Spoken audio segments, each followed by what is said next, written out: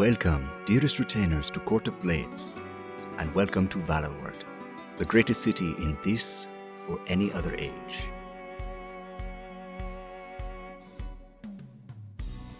A city where hearts race and swords flash, where intrigue and danger lie around every corner. Centuries ago, celebrated veterans were given title to Valor Isle, a place long abandoned by its first residents.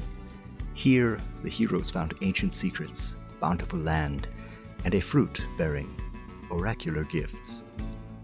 Generations later, 6 families vie for ultimate control of this jewel of the archipelago, each seeking to lead the great dance of houses.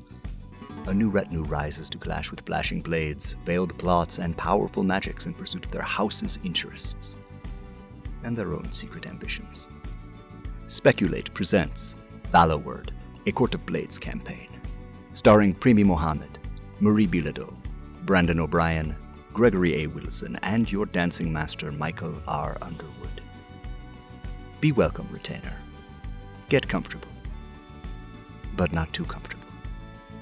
It's time for Court of Blades. It is indeed time for Court of Blades, and welcome everybody. Welcome both Arvanauts on the channel watching this live and to anyone watching the VOD later on. Welcome to the channel for Arvan Elrond, and welcome to our special Speculate event, Session 13 of Court of Blades. Valloward, our multiple WebFest nominated and finalist Valloward Court of Blades Valloward, and I am very excited to be joining all of you today. I will be jumping over in just a moment to the lovely people who are joining me tonight and are going to be playing with me for today. But first, just a couple of reminders about ways to support us on the channel here. If you have not done so already, please follow the channel. Please check out the YouTube as well for !ArvTube, where you will see playlists for Speculate, and you can subscribe and make sure that you get all of that stuff. It's free for you to do that, but it definitely helps us out, so we would appreciate that. The Twitter for my channel is !ArvTweets. The Blue Sky is !ArvSky. The Discord for the channel is !ArvCord, and the website for all this is arvanelrond.com. Financially, I don't like to talk about stuff that's channel specific on Speculate events, other than to say that you should support, if you can, both the Patreon and subbing to the channel would be lovely, in addition to various publishing endeavors. But I do want to focus on !Speculate, which is the Speculate Patreon, which is the thing that funds and allows us to get editing, audio editing, and allows us to get both overlays and other things like that done, although the overlay and video that you saw here has been brought to us by the Drakes, so thank you to the Drakes for this. But all the other stuff we do on Speculate is brought to you by your own generous financial support, and so if you head over to that Patreon, you can get behind the scenes videos and exclusive content there, and also help continue to support the production of our, as I say, multiple WebFest nominated show, actual play podcast known as Speculate. And lastly, as always, ! In the chat, BLM, Black Lives Matter, important to affirm and assert the significance and importance of Black lives. !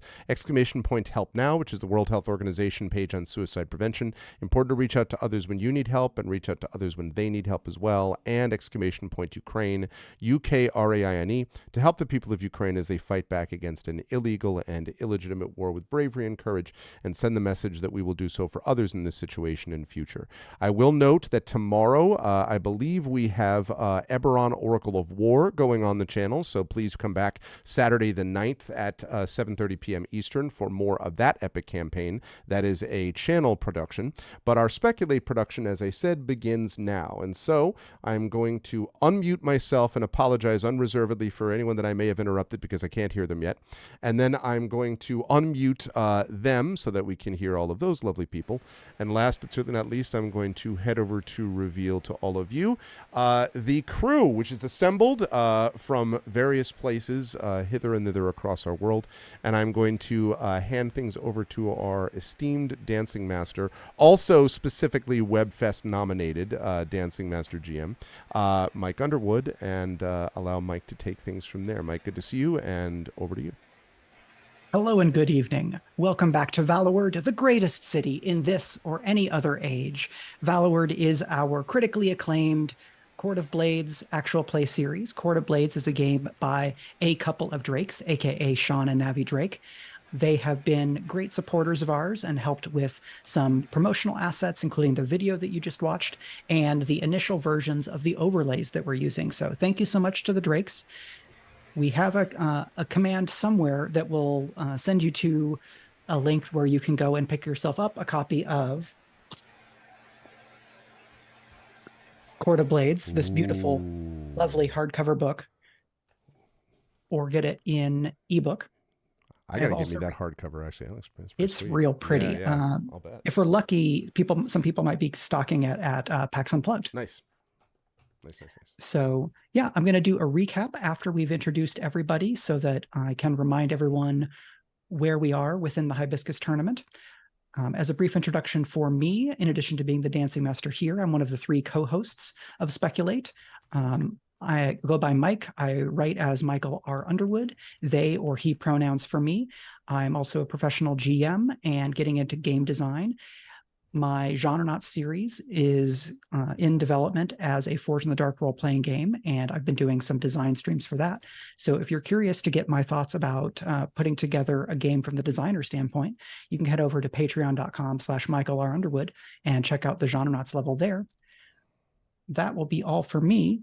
And now I'm going to let the players know what order they should introduce themselves in, starting with Darcy. There I am. I'm unmuted.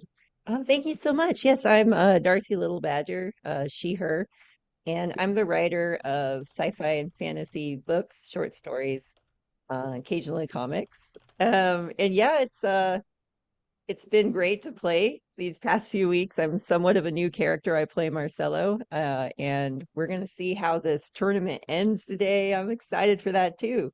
Yeah, catch me online here on Twitch or on Instagram. I'll do that later after the game. All right. Hello, everybody. It is I, Brandon O'Brien, pronouns he, him, or they, them. I am a poet, writer, and game designer from Trinidad and Tobago. And I am also one of the co-hosts of Speculate alongside Mike and Greg. And tonight I will be playing Zelpha Hamill, the key of this group, who is very excited for violence to stop happening, because the stakes of everything that is not violence are already very high, and I just don't want to lose the one person who is good at, one of the only few people there is very good with the sword. So let's make sure that that doesn't happen. That's no pressure. It is great to be with you all. Again, I have already interrupted myself, but I have already interrupted myself, man. Long week. I have already introduced myself. That's what that actual word in English is. I am Arvin Elleron on this channel. In real life, my name is Gregory A. Wilson, professor and author.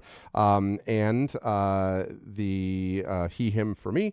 I will say that in addition to being one of the Speculate co-hosts with these lovely folks and running this channel, I do want to highlight 2 things. I have got a subathon coming up for this channel, which is the first ever subathon in the history of the channel that's going to be happening at the end of this month.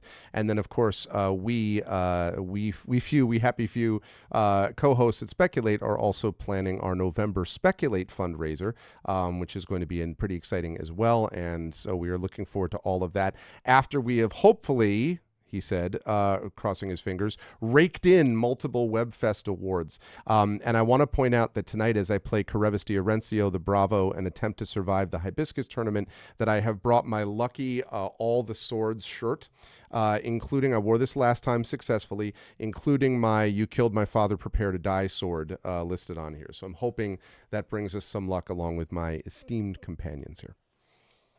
So Greg, why would you mention the You Killed My Father when it's clearly only your father figure, Father Cartagano, who is in mortal peril that you don't know about? Yes, you did. I did note that. I was looking for the you took out Chris Christopherson, also a blade sword related connection, not a father figure but a mentor. We all know the drill there, so you know. I'm just saying I got one of these swords is ready for this moment, whatever that's going to be, Mike. So okay. So in addition to that little bit of detail that I used to taunt Greg, I'm going to talk about what else we've been doing in the Hibiscus Tournament. So first, if you are brand new to Valloward, a little bit about the setting overall. Valloward is a city-state that is the jewel of its archipelago in a kind of fantasy renaissance analog to the Caribbean. And we have Valloward is this island that was centuries and centuries and centuries ago. It was populated by a people known as the Dialta, of which Brandon is playing one in Zelpha. The Dialta, for a reason of their own, left the island more than 300 years ago. And 300 years ago, veterans of a war in another continent were granted title to this island, because sometimes when you're a world power, you just say, yeah, that land's yours. Nobody's there. It's cool. And then people go there. And so the people settled there. They called it Valor's Reward, and found that this island was bountiful in magic and in agriculture. There are a number of really easy to grow and very nutritious and or valuable in trade agricultural goods. And one of those plants is something known as the plentifruit, which is rumored to grant oracular abilities as it becomes riper and riper. And so a number of the most well-known magicians in Valloward have purple-stained lips, stained from the juice of the plentifruit. House Corinne, one of the great houses, is most closely associated with the plentifruit. And so we may see some Corinne folks here. In the 300 years that passed, a number of great houses have risen and fallen, and House Vorster, which is one of the original houses largely comprised of veterans. They are the old house of martial valor. They rose and then fell in the great game of dances, the great game of houses, where the 6 most powerful houses in Valloward play a dance of politics and swashbuckling and magic and intrigue. House Vorster, in the 300th anniversary of the founding of Valloward, kind of announced their return to the kind of high floor of the great dance. They are now one of the 6 great houses again. And our story has followed the messengers, a coterie of House Vorster, as they attempt to kind of forward and champion their house's cause. We're now in summer when the game began at the beginning of spring, and tonight's action brings us back to the Hibiscus Tournament, which is a display of arms between the bravos of the great houses. A bravo is a duelist diplomat, a courtier, nimble of wit and blade. Our bravo, Carevis de Arencio, has thus far won all 3 of his matches, though not without a fair bit of effort and some consternation by all of the people in the coterie attempting to keep Carevis healthy and to deal with various intercessions and interruptions made by different parties within the group. The Hibiscus Tournament is a 3-day affair. We will join the group on the 3rd and final day of this tournament. But first, there's a couple of bits of housekeeping that we have to deal with.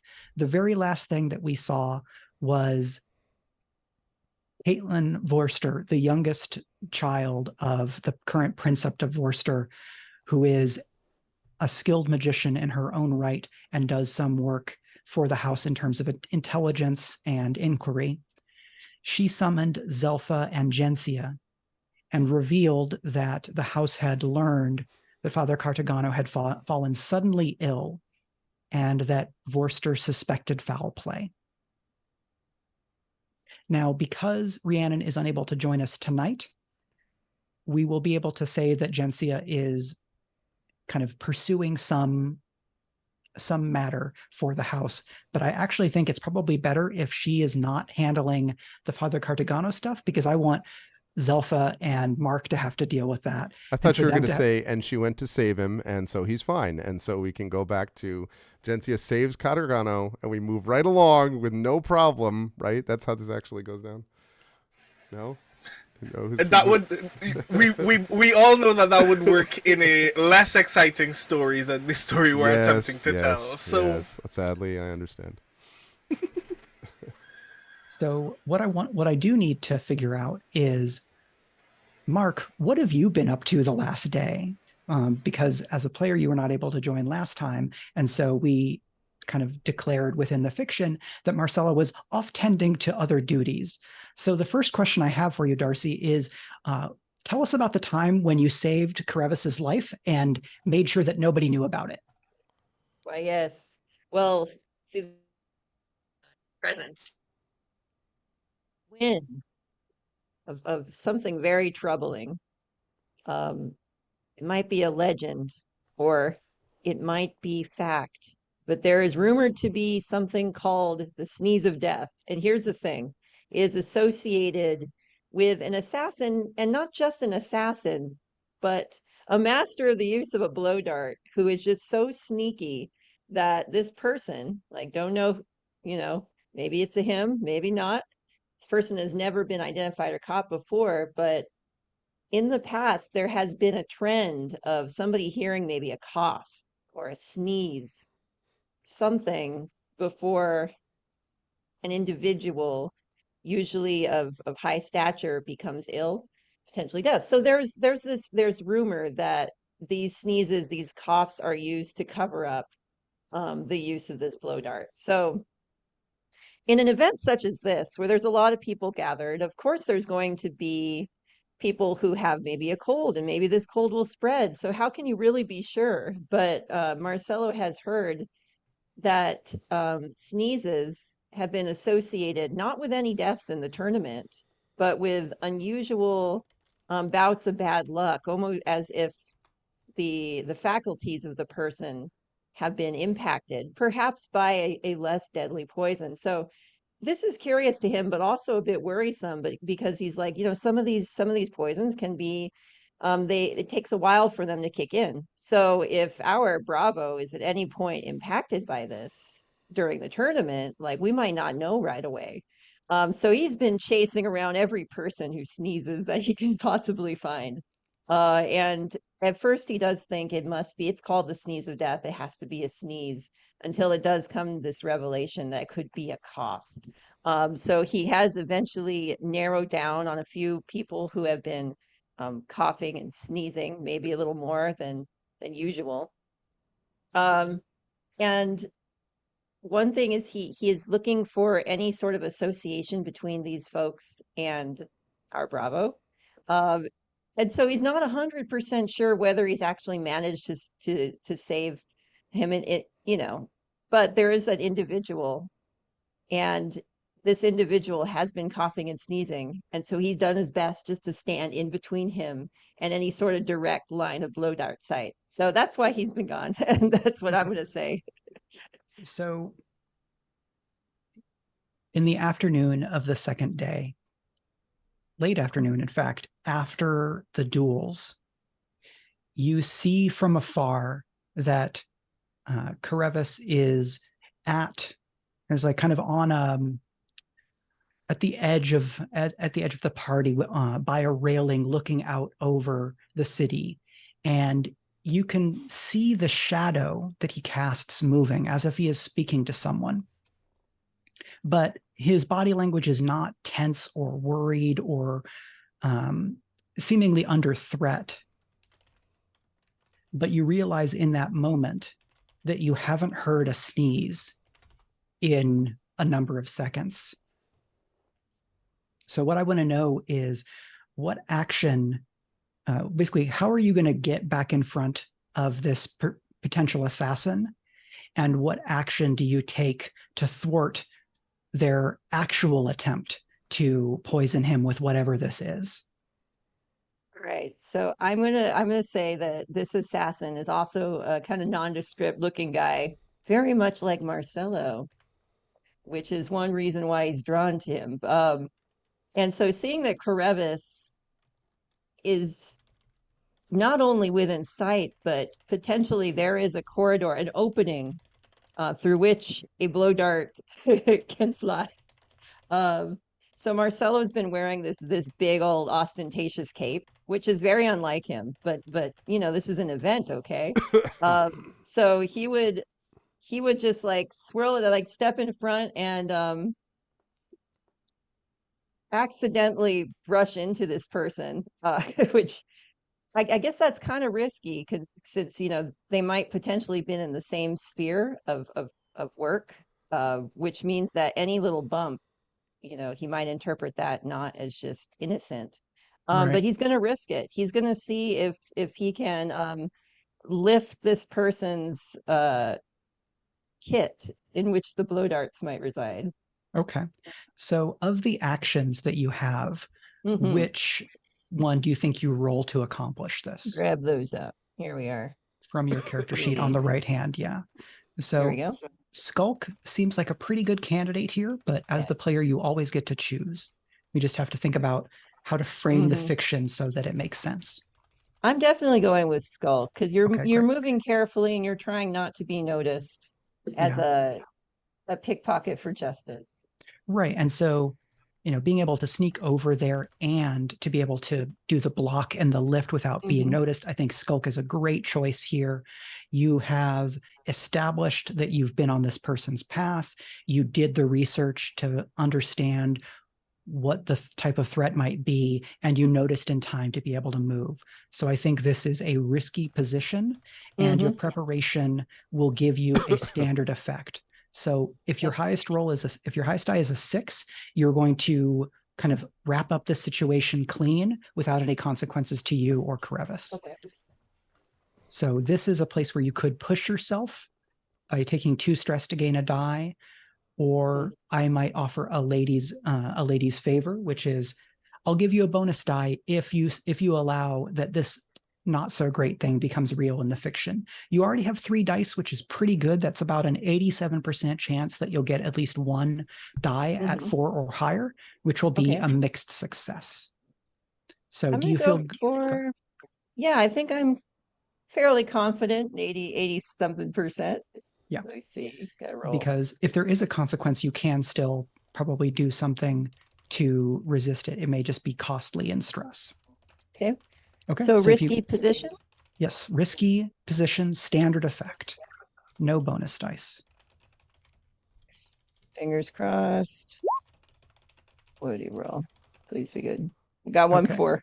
so I see a 4, a 3, and a 2. So if you like, why don't you kind of remind us and then add in a detail or a flourish to paint us the picture of how Marcello gets over there and then intercepts this long-awaited blow dart strike. All right. So he's going to pretend that he's distracted by seeing Carevis, essentially like, oh, there's my friend, so he like steps in front, he does the cape maneuver, is like, oh hey, shouts out, and that also does the added bonus of getting Carevis's attention sort Mm-hmm. of towards him. And in that process, he bumps into this guy. Uh in a way, it's almost like he's not looking where he's going. That isn't the case. He's been observing him, and the guy does carry a bag, and he thinks that a blow dart will have to be somewhere where it's easily accessible but also easy to hide. So he thinks that he's going to be targeting the right thing. I mean, if he is a no big loss. And so he tries to pick that. I don't know if he's successful with a 4. Yeah, so you get over in time, you brush the dart aside with the cloak, and you are able to lift the pack off of the would-be assassin. But they notice you doing so and make a big fuss about it. However, you realize instantly that they don't want anybody else to investigate what's in that bag. And so the exclamation that you hear is that well, this lout has stolen a favor I've received from a fine lady of one of the great houses. And so he's making a big fuss about it. And what this is going to do is your consequence is that you're going to take 2 additional exposure for the coterie as word gets out that Marcello of Worcester kind of caused a disruption and kind of earned the ire of someone within kind of this within the tournament. Clearly, if they were here, they're important enough to be to worry Yes. about whether their feathers have been ruffled. Now, this is something that you could resist if you wanted. I think your spirit attribute would be great for resisting this here. If you resisted, there would be no exposure from this consequence, but you would have to roll the 2 for your spirit because you have 1 or more in 2 different attributes for spirit, and you would take 6 stress minus your highest result. Let's see. So I'm just gonna, I only have 4 stress left. So I mean, we have 3 exposure. I understand exposure is very bad, but we have 6 exposure available before we max out. I'm not saying that, like, you know, it's great, but I'd rather not have you, you know, collapse and receive a scar or whatever the equivalent is in Court of Blades, you know. So So 2 exposure, you say. Is there a way later in the future to like work on reducing that exposure? Yeah, one of the downtime actions you can take is to reduce exposure. I'll do that then. That way it doesn't stick with us. But yeah, it's unfortunately his explanation is probably not good enough to avoid that, but it's the risk he had to take. Yeah, and an additional detail I will add is that while this assassin is kind of making a fuss, he continues to like make the various like sneezing, coughing noises, which raises the question of whether that is a cover or whether it is actually just this person is very phlegmatic or constantly having allergies. He could be. There's no proof that he is anything. Unless Marcello looks in the bag, but that would be taking it a step too far in terms of exposure. Well, and you might want to wait to investigate that bag until you're no longer in the public eye. Yeah, so he's just going to just apologize and just get out of there as fast as he can. Okay, so throw away the cape. That will then bring us back to where we are. And if it's okay, I want to retcon and say that Marcello is in the conversation with Caitlin. And so Zelpha and Marcello, you both know what is up with Father Cartagano. And so what I want to ask is, did you do anything that night, or shall we pick up on the morning of the 3rd day? Because Carevis does not know this, right? Carevis doesn't know. Tremendous. Because I think I would have insisted not to give you that information. Because makes sense. So I would want to visit the cathedral, or wherever Father Cartagano might be, because he might be at home or in a hospital. But I highly suspect that he lives near the cathedral. Mm-hmm. So I'd want to see Father Cartagano. Okay. Marcello, are you going with? Yes, at this point, like, Marcello thinks he should take this opportunity to get out of the tournament grounds for a little bit. Sure. But also this is very important. Like, we want to make sure this guy isn't going to keel over on us. Okay, so we wipe to the barracks, which is the district of the city that Father Cartagano's church is based in. This is a fairly old district that has now it fell on worse times and is mostly is mostly occupied by folks that are in the lower economic strata of Valloward. Father Cartagano's flock is not especially affluent. Mm-hmm. You get to Father Cartagano's church. Greg, what's that church's name? Did we already establish that? Yeah, I think so. It is. Let me find my note on it. Is that the First Reformed Church? Yes, the Reformed Javelin Church. Okay. Yeah, because I think that I had as the name of the basically the set. It's not a sect, but there's a whole tradition. Right. That is Reformed Javelin. So what should the name of this individual location kind of congregation be? So the particular, essentially the building, like the sanctuary. Yeah, so it's is it the First Javelin Church? Is it, No, it would be the First Javelin Sanctuary. Okay.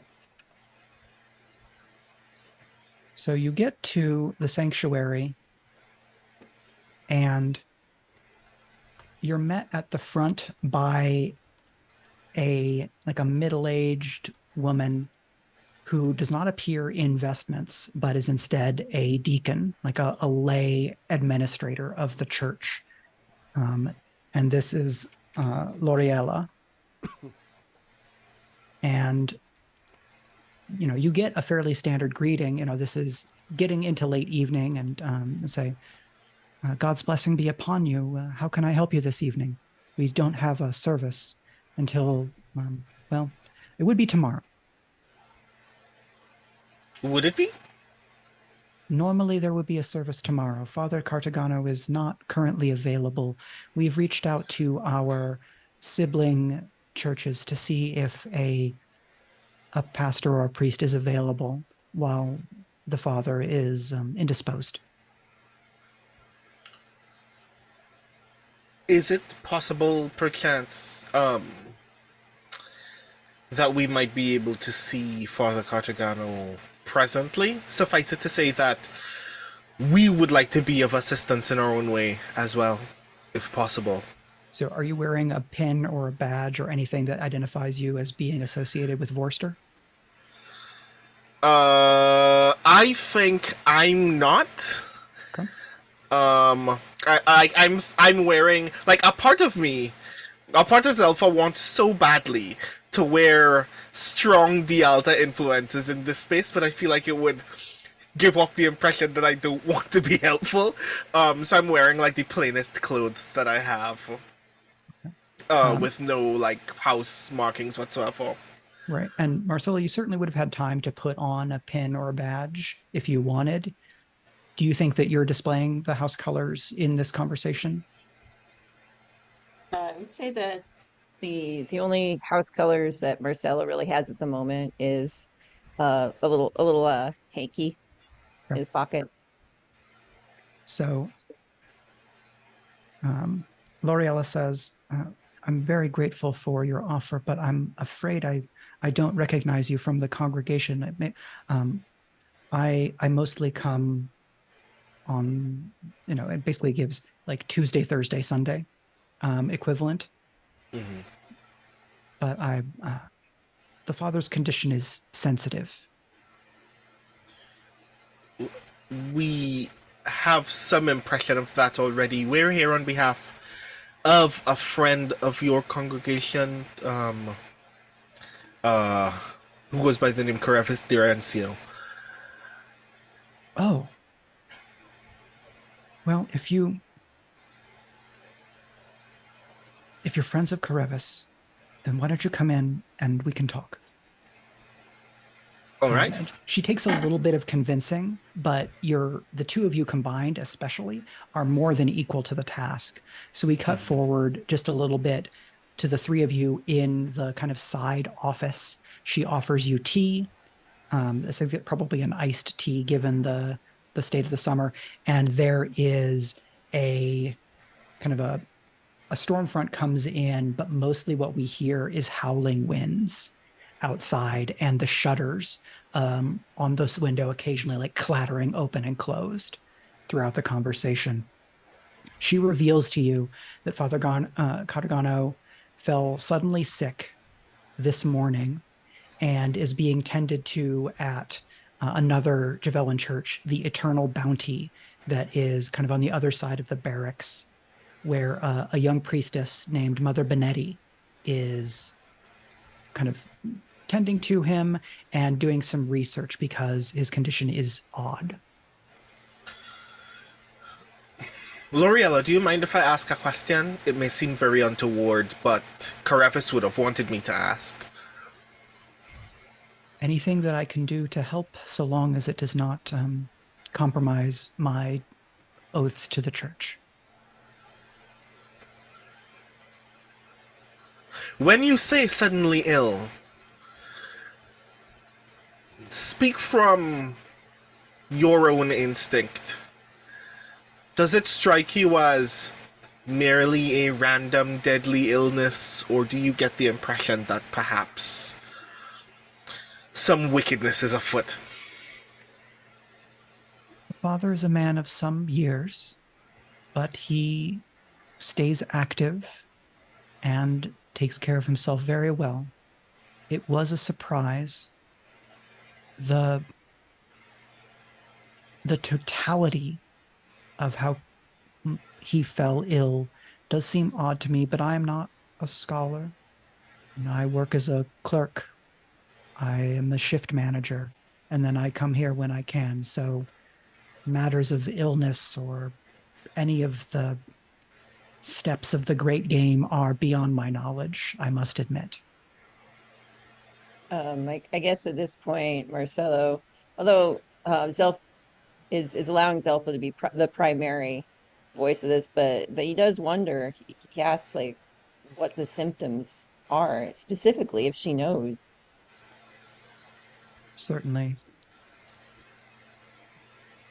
Mother Benetti would be able to explain more fully, but he became dizzy all at once and fell. The fall was not what alarmed us. What alarmed us was, and then she goes in to describe some additional symptoms, which I'm going to elide in case anybody has some like sensitivity about medical stuff, but it's weird. But it does not immediately necessarily strike either of you as being anything in particular, which I would guess that between the two of you, and especially given what we've just seen of Marcello, if this were some kind of poison that was common, there's a good chance that you would know something about it. But from what L'Orealla can give you, nothing comes to mind yet. But if you wish to visit the father, I can. Just a moment, and goes and finds basically like church stationery, and then writes you a brief note, folds it, and like basically offers it to whichever of the two of you will take it, and says, if you present this to whoever is on watch at the Eternal Bounty, they will bring you to Mother Benetti, and hopefully she will be able to explain more. The mother said that given the father's connection to a prominent bravo, that it would be best if we keep the matter quiet as much as possible. Do you suppose that he may have been targeted because of his fondness for Carevis? I think the only other thing that I could imagine someone targeting the father for is that Father Cartagano would be very happy if all of the schismatic arguments and grudges between the various churches of the city were put to bed so that we could all work together. And there are some, I think, who profit from those divisions. This is true. If there is anything that can make someone's already ripe hatred for a man of the cloth even deeper, it is always a desire to help people. Yeah. Which is why I guess I wanted to be sure you are in a place where people struggle, and it's very easy to sell faith to people who struggle without trying to help them. And everything that I've heard about Father Carevis is not that case. The father is a credit to the church and a pillar of the community. If you take that, hopefully Mother Benetti will be able to tell you more. She was a scholar before she took her vows. All right. A scholar of medicine? I don't recall for certain, but she was at Academy Valloward.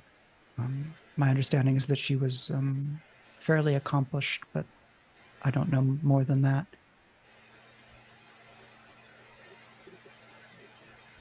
Okay. So are you heading over to the other church? Yeah, I'm heading there immediately. Okay. Yeah, we gotta get this. Resolving this as soon as possible. Learning as much as possible before the next day of the tournament is ideal. Okay. Like Carevis won't even know. We're just gonna make it better. It'll be okay. Yep. So In order to be able to get to the third day and bounce and forth, back and forth a little bit, I'm going to condense a small bit. And therefore, what I'm going to ask you, Brandon and Darcy, is how do you notice and evade the ambush that waits for you just outside the Eternal Bounty? So, because this is a thing that I like wanted to establish very soon and then slipped my mind. Entering and leaving both cathedrals, I am on high alert. So I think I'm doing a survey entering each space, which is a lot considering I have no dots in survey. So we try my best out here. Okay. Marcello, would you like to assist that survey, or perhaps is this a group survey? I mean, I am absolutely assisting this. Okay. It does So- seem a bit convenient, doesn't it? Yeah, so Marcello has a survey. Theoretically, Marcello could roll and Zelpha could be assisting if we wanted Yeah, to tweak let's the put it mechanics a that bit. way. So you get 2 dice instead of me getting 1. Okay. So Darcy, this will be a risky standard survey for you, Okay. kind of keeping an eye out, representing your combined efforts. All right. Especially And considering Marcello is the only person who has body skills. So if we do get in a fight, it's not with me. gotta do a little more skulking as I fight. And with 1 bonus dice because of the assist. Yes. All right. Please be Okay. not terrible. So that's a pair of 3s, unfortunately. Ooh. Oh no. That means that you manage to evade and dispatch enough of them to get to the church, where the Eternal Bounty has enough parishioners nearby who look out for the church that they're able to kind of basically scare off the rest of them. Mm-hmm. But each of you are going to take a level 2 harm exhausted by the Okay. process. Now, this can be resisted if you have armor or special armor that could apply to this situation. You're welcome to spend it if it hasn't already been spent. No, I think So I'm for- exhausted. Yeah, for Marcello, this is a complication related to detection or security. I think this Mhm. would apply if you wanted to use your special Oh. armor, Okay. because you were detected on the way, Yeah. though you not also secure. detected them. Yeah. So what I would ask then is, does Marcello use this special armor on himself, or does he use it to protect Zelpha? Because you can basically negate that harm for one of the 2 of you, but not both. He probably protect Zelpha just because, Zelpha. So what is that like? What do we see in this kind of montage that expresses Mark protecting Zelpha in this kind of running battle chase? Yes, because they're essentially trying to make it to an area where there's enough people that would discourage the attackers. Mhm. He would just encourage Zelpha just to run as fast as she could, and in the process, engage the fastest ambushers in fight for as long as it takes for her to get up ahead, and then he'd try to like run after her, just foot it after her. Okay. So Mark gets a bit roughed up and kind of run ragged, kind of leading the rest of these folks away and keeping them off of Zelpha, while Zelpha, you get to the Eternal Bounty to connect with Mother Benetti. What I will say, Marcello, is that in this process, you note that the only identifying marks or symbols or anything that they have, they're wearing mostly like yellow and brown jerkins and pants and fairly plain boots and other things, but they do have kind of an embroidered pattern on kind of the left breast, which is basically the number 11 comprised of swords, which is a local mercenary company. All They're not right. specifically affiliated with any of the great houses, but they're the kind of group you go to if you want muscle that is plausibly deniable. Right. Someone who doesn't want us to know who they are. Yep. So Yep. Mark, why don't you go ahead and mark a level 2 harm exhausted, and Okay. Zelpha, If you wanted to protect Mark, we could do that, but I don't know if you have a special armor or a resist plan here. Sadly, I do not. Okay. I am under a lot of stress. At some point, very, very soon, I am gonna develop a condition, but it hasn't happened yet. So we'll see how that goes. All right. So in the Eternal Bounty, you are able to speak with Mother Benetti, who's a curvy young woman with black hair and like a light brown complexion. She reveals over the course of a conversation that she quit her studies as a doctor at Academy Valor because of some like departmental drama. Reading between the lines, you get the sense that there's some amount of like blackmail and politicking involved, but it doesn't seem relevant to Father Cartagano's case. She kind of talks you through the symptoms. And I'm going to say, if you would like to make a roll with that greater information to try to identify either the cause of this malady or likely remedies, then this would be a good time to do so. And then I think with a success there, we may be able to jump forward to day 3. Yes, I would like to do that. That sounds like study then. I think study is a great option.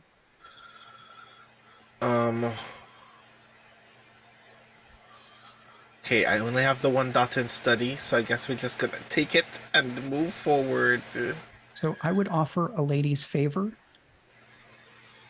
of another level 1 harm of strained, as Zelpha is kind of racking her brain to be able to act quickly.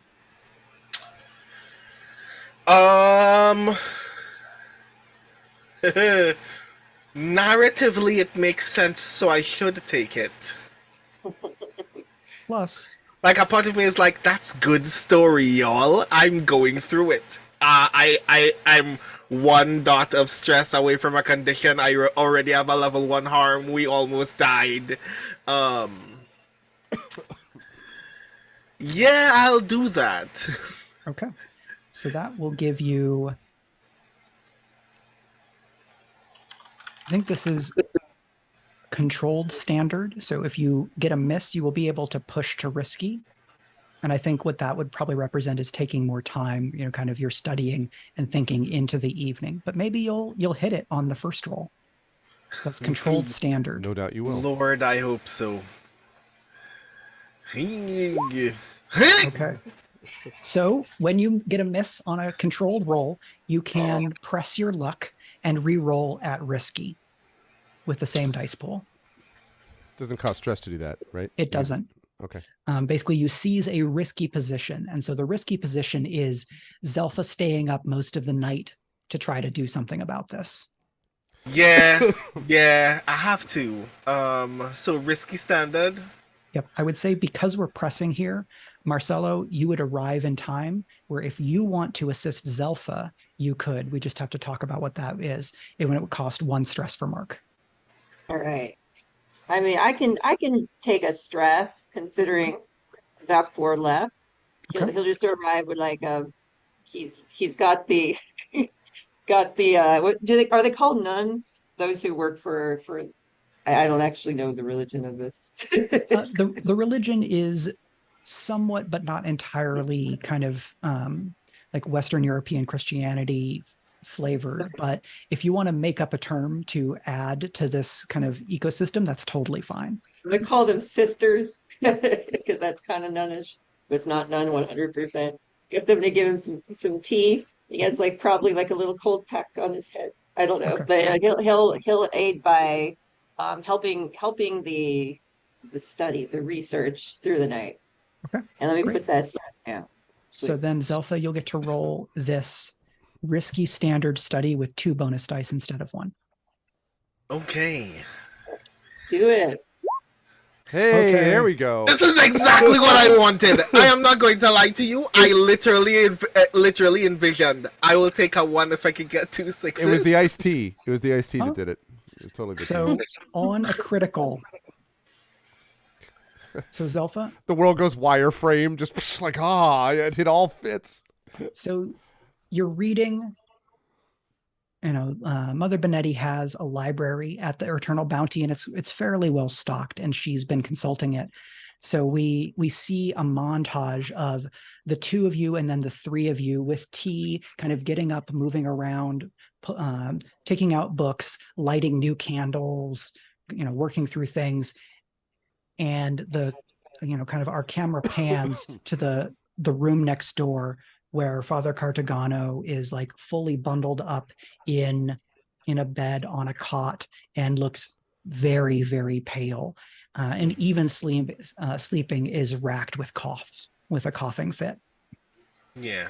We come back, and Zelpha, you look through you're looking at basically an account of trade, major trade goods coming in and out of the city, which is like a side interest of the mothers.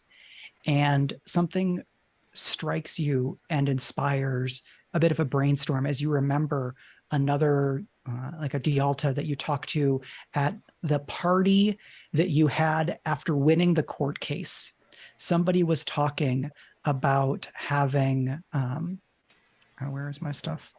I have on my little notes, having heard about a poison from a flower that grows in the theocracy of Marique, which is one of the other continents. It's fairly far away, but there is trade with that country. The ground leaves of the yellow sunset lily are a acute poison that basically gets into the lungs, fatigue, and then coughing fits, and then worse. It is expensive and rare, but fortunately, the antidote is fairly common because most assassins rely on the symptoms being hard to identify and associate with this one particular thing. And so on a crit, you're able to identify that, and which apothecary in like a neighborhood over you can go to get sunset swarm bee honey at this hour of the night. And so you're able to go get that, come back, and by the time Carevis is basically taking his morning tea, we get a side-by-side of Father Cartagano upright in bed, the color back in his face, nice. taking tea with more of this swarm bee honey. And then we're going to cut back to Carevis at the start of his day on day 3. Nice. I want to say just at that moment then, as Carevis is having his tea, when we walk back in to the venue of the Hibiscus Tournament, I take like another spare bottle of honey that I've bought, and I put it on the table next to Carevis and say, don't consume any of this until it's for a special occasion. Yeah, I might need some of that. I kind of look down and, all right. Is everything all right? You two look tired. It's been a hell of a tournament, but you're not gonna die, so we'll be fine. Too excited to sleep, okay? Right. My eyes are like closing right in front of you. Yeah. Okay. So luckily for Zelpha and Marcello, there is a fairly elaborate kind of historical record and a performance of it's not a full hero cycle, but it's like an hour-long segment of a hero cycle that dates back to the kind of the origins of the dueling culture in Javelin that kind of inform this tradition. And so that there is that performance by bards and musicians that are hired by Graymist, and it's lovely. It's not exactly the same any given year. The individual performers do the kind of thing where the story and then you elaborate and you tweak it and adjust it to the given day. And those of you that are well read in this kind of literary tradition would realize that these performers are praising House Graymist by allusion, talking about a wise and generous merchant family of the time. But then Jevely Graymist, who has been kind of the MC throughout much of this tournament, comes up and says, "Wasn't that simply marvelous? It is always such a joy to see artists at work and to feel the love and the creativity move through them and connect us all. Connecting us throughout the rest of the day will be our shared joy and excitement at the conclusion of this tournament. It's been quite a feat so far. We have 2 combatants that are undefeated. We have the accomplished Carevis of House Vorster, and then there's some applause. I just kind of step forward and do the kind of the bow and the nod. And my good friend, Valeria of House Graymist. And then there's bigger applause because more of Graymist's people are here. Like, you see that the servers and other staff are like stopping to applaud. Under the watchful eye of other Graymist people watching to make sure they're applauding, right? Like, just 100%. Yeah. Sure. What a beloved house this is. And so we will begin today's selection with one of our undefeated combatants. Carevis will face Rodriguez of House Fairest, and your theme today, and kind of an attendant walks up with the big kind of bowl with the folded bits of paper, with a duel fought in weighted doublets. The doublets that you are brought are like a good 10 pounds. And the weight falls as much on your shoulders as kind of around them. And so it pushes you down and it slows you down. That's great. Attendants for both houses are allowed to inspect the doublets. They appear to everyone to be totally identical. And when being fitted with the doublet, Rodriguez looks over to you with like a, "What can we do?" kind of smile. One more fight, one more obstacle. And I kind of like, you're shouldered up. Fortunately, the training montage that I did carrying 5 logs up a mountain will be helpful at this moment. In the distance, you hear a lute version of "You're the Best Around." You're the best around. See, how good is my vocal lute? I don't think I'm hearing. Oh, as a I didn't hear any of that. Not loud enough. All right, I will defer to yours because it came through. You're going to be fighting in a 20 by 20 square. Okay. It's kind of marked off with kind of rocks at the end. You have kind of a plain field of grass between you. And this day of bouts are being fought basically in a vast, like a really large, covered but open-sided pavilion. Mm-hmm. Okay. So this is like a permanent. So it's not tent. It's like a permanent pavilion. And then there are big flaps that are put on the side because the evening storms have continued, and so you've got a fair bit of wind, but it's not making its way in to you to be able to impact anything. You just are occasionally getting that kind of whirling and whistling of the wind, and the roof of the pavilion is kind of battered and pounded in waves as the strength of the storm comes and goes. Okay. So, Carevis, you were asked very kind of embarrassedly by Rodriguez at the beginning of the tournament whether you might consider allowing Rodriguez to win the bout. In your conversation, you kind of convinced Rodriguez to abandon that plan and to have confidence in himself. And after he revealed that his son Joao had accumulated a number of debts from some unlucky business unlucky business dealings, but that he should endeavor on his own skill to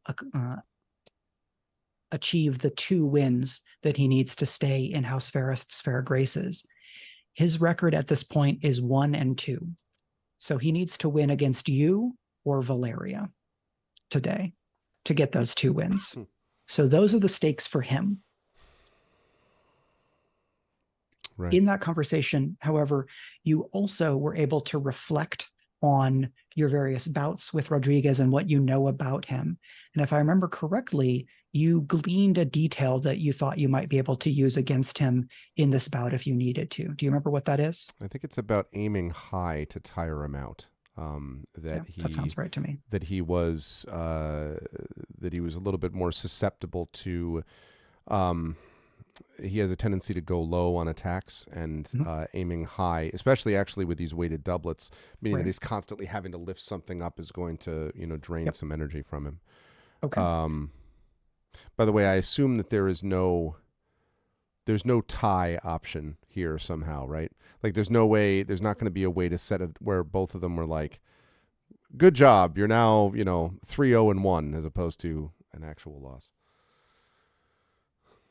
What Rodriguez was told was that he needed 2 wins. So I think if he finished with a record of 1-3-1, 1 win, 3 losses, and 1 tie, that would not cut it. Yeah. It would also make it very hard for you to win if your record was like 4-0-1. You would lose to anybody that had 5 wins. So unless you then beat Valeria, you might be in position to lose the tiebreaker to her. So like it would put even more weight on that one, and getting a tie, especially when there is a known kind of camaraderie between the 2 of you, could be suspected as kind of some kind of political play by you to boost him at your own expense. Ooh, I see it's been achieved. The power of the cake has compelled us. Inspired by the cake, I gained 5 dice. Just seeing it. No. So, and I know about who in fact was holding the debts of Rodriguez's son, and I think I've already made clear that I'm going to, as one of my downtime actions, I'm going to attempt to. I want to help pay these debts off, and I already told Rodriguez that. I'm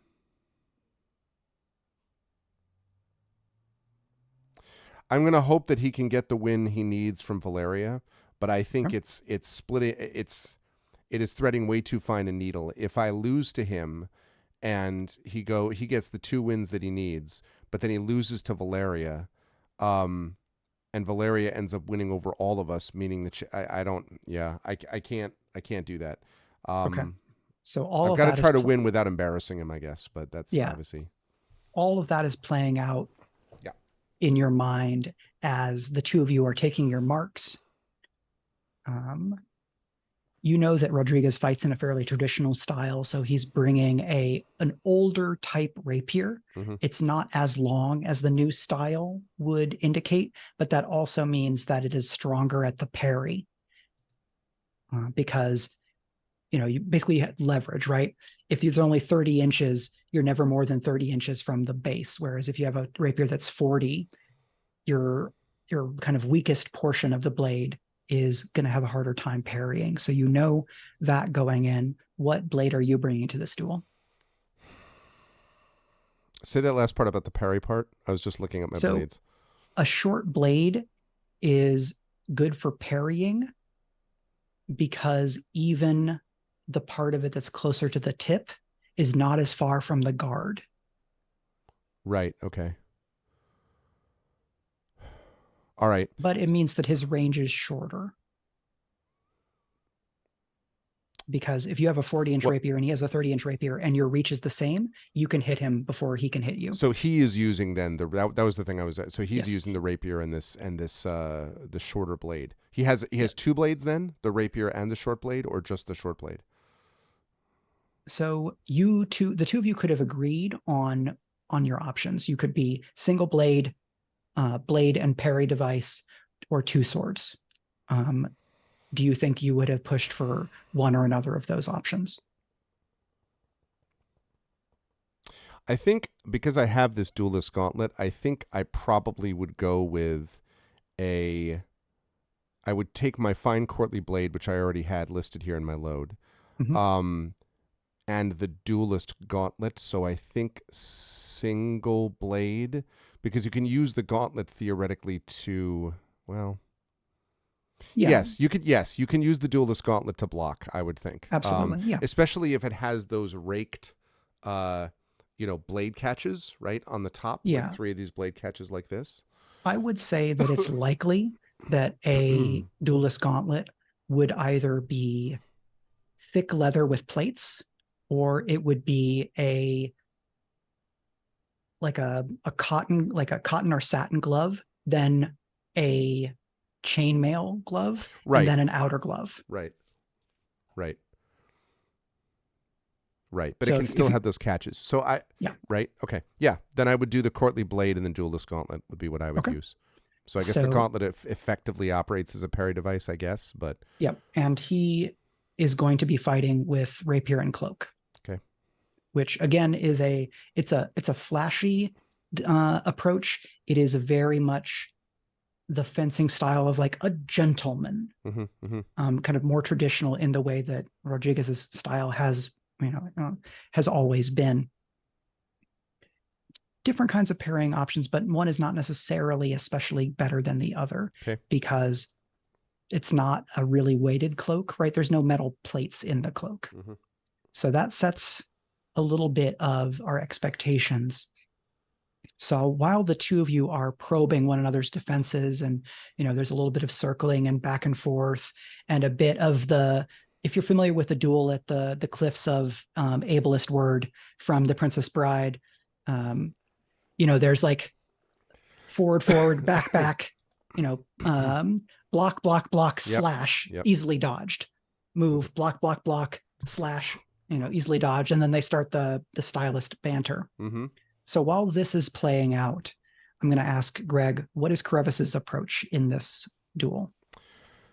So I think what I'm going to be doing in this is, since I wanted to be aiming high, I think that I'm going to be attempting to bait thrusts that I can then use my sword and gauntlet, with the catches previously described, to pull up, so that what I'm doing is constantly pulling the weight of the blade, and especially those doublets, up to create potential strain. And the reason that I'm baiting him is that it takes more energy to thrust forward than it does to defend against it, right? And so if he's thrusting forward and I'm constantly constantly going like this, I'm hopefully tiring him out such that when the moment comes, I can then attempt to get a strike, and it will basically giving me a chance to wait for him to drop his guard, at which point, I am not left-handed, and then, jump forward to kind of do the thrust in response. Okay. So as you're doing this, Rodriguez he pulls back the first time, like, okay, you're trying to do this, and his response is to pull back and reset. Okay. And then you circle a bit. There's a little bit of back and forth. You do it again, and this time he dodges through and basically tries to get around, entrap your rapier with his cloak, and slash at your flank. Okay. So now we should roll. Okay. All right. So we're obviously talking skirmish here, I'm guessing. I think skirmish makes a great deal of sense here. I think if you wanted to use another action as your primary here to represent pushing the fight in that way, I think maneuver could work, but skirmish is totally fine. I'm attempting to entangle a target in combat, or I have been entangled. I'm attempting to Yeah. avoid it being entangled. Okay. I know that's not the technical reason we're doing entangle, but it works. Yep. So I'm going to say this is risky standard. If your result is a 4 or a 5, we will continue the scene and I'll kind of present another moment. Okay. So risky standard, which means I'll be rolling, I think 3 dice is a sort of default, right? Yes. So, I mean, I feel like I only have 2 stress, but I feel like I'm trying to hold on to my stress for the Valeria fight, which is where I think all the marbles are going to come. So you will get the bonus from gap in the armor because this is all part of your plan from the previous conversation. Oh, right. That's right. So take +1d and improved effect. Yeah. On improved effect, as per earlier in the tournament, you will win on a 4+. So 4 dice, risky standard, and you only need a 4 or higher, which is pretty good odds. Okay. Here we go. Okay. Whew. So that's 3, 3, 1, and a 5. Jeez. So here's the thing. You're both wearing weighted doublets, right? And so he cuts to the side and slashes into the weighted doublet, but it doesn't draw blood.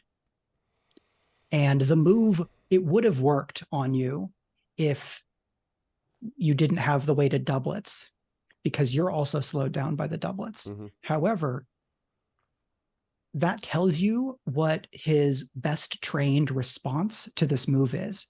And so now you're able to provoke and act and think several moves in advance. And so you do the bind, he tries to step through with the cut. You respond to the cut and are able to land the blow. What's that look like? So yeah, I would say that he comes down, and I think what he does is, as he tries to get in this low slash, right? So he tries to entangle and then bring down the sword. I do 2 things. First, I let my hand go, my right hand holding my sword, go slightly loose, such that the cloak, which he expected to be something he could like drag away, no longer has resistance, which means that as I bring my gauntlet down, chat, the aforementioned gauntlet with the catches that I've been talking about, blocking the sword, which means that for a moment, I'm assuming him being somewhat surprised that that has happened, gives him a moment to loosen the cloak, which means I now retighten my grip on the right-handed sword hilt, pull down, meaning that he essentially sort of staggers forward slightly. And at the same time, the cloak doesn't, he doesn't have the grip on the cloak that he would otherwise. And then flablau. And the flablau is a technical term, meaning I have hit him and in the chest, thus creating the touch with which I win the combat, I said, hopefully. Okay. And so it is. You are able to land this Leblau is, I believe, the name of the technique that you described. It's with an F. It's Flablau. Oh, yes, Flablau, I'm sorry. The Flablau, of course, in the third Fecht book of Juliana Flablau. Yeah. That's the Flablau maneuver, actually. Right. It sounds a little bit like a flesh. Anyway, but because of the armored doublet, you know that you have to basically move your quick tip cut inside basically where the doublet leaves a gap. Otherwise, you might not be able to cut through the heavy material. Right. And so you land a shallow cut basically across the sternum. It's a very safe cut. So there's no danger to Rodriguez, but it's clear. And the kind of the tell of red is immediate and he doesn't fight it. He feels it. Basically, you land the blow, he steps back, and he gives you an elaborate salute. Because you know him and because you're close, you can see that he moves from respect to sadness to deep fear. Mm-hmm. So I am going to take a slight risk of protocol breach. And I'm going to stand up after having landed this thing, and after the salute. I return the salute. I clap my hand on his shoulder, gently, thereby causing his sternum to rupture. No, I'm sorry. No, I clap my hand on his shoulder, and turn to the assembled crowds and say, "It is an honor to be involved in combat with one of the most honored and respected bravos," and I stare directly at the House Fairest box when I say this, "the most honored and respected bravos that exist within all of Valloward. May all of us strive to live to the respect and honor that this man has earned." And I do not take my eyes off of the Fairest box at any point. Now, I'm not like, "You pieces of crap." I'm just saying, like, I'm clearly enacting their attention. It sounds like you're trying to make an impression on them. You're damn right. And in fact, I would actually even ask you something, Mike. I'm going to reverse ladies favor you. Yeah. Is there a way that I can try to make a roll for sway here? Absolutely. I was going to ask if you wanted to roll, and sway seems absolutely like what you're trying to do. I would even take a stress if I had to improve the odds. So I would say this would be risky limited to start, because Fairest is fairly high in the ranks, and aside from your association with Rodriguez, I don't know that you have necessarily a lot of clout with them. Yeah. So if you could push for effect, or I could offer a lady's favor, which you could then use to get to standard. A success with limited will help his standing a little bit. Success with standard will help his standing more. Okay. Let me try to get out of limited into standard. What's the lady's favor? So the lady's favor, I think, would be negative attention from Fairest. Yeah, I didn't want to piss Fairest off. This is more a pro Rodriguez thing. Sure. I'll be kind and say that I'll start a 4 o'clock that is negative attention for the coterie, and I will only tick it once. So that's a 4 o'clock with 1 tick. How does that sound? Can we it sounds possible, but can we improve? Can we limit or freeze the clock, or in some way mitigate the negative effect on Fairest? Because I'm not. We're already in a fight with Graymist. That's fine. I'm not actually trying to get Vorster, every house in the city, pissed off at Vorster. So you can make other actions later to reduce that clock to 0. Can I make the case that this would be a perfect opportunity for me to expend my special armor to resist a complication related to suspicion or persuasion for you or a member of my coterie? Okay. So how is it that Zelpha maneuvers or manipulates or ingratiates to deflect or diffuse this negative attention from Fairest that would roll back onto the messengers for as a result of Carevis's kind of play to the box? Because I don't think I'm saying anything because I want this beat to still be Carevis's, but I do think that I'm going out of my way silently in the crowd to emphasize however many that there are members of other houses. They're like, yes, this is obviously...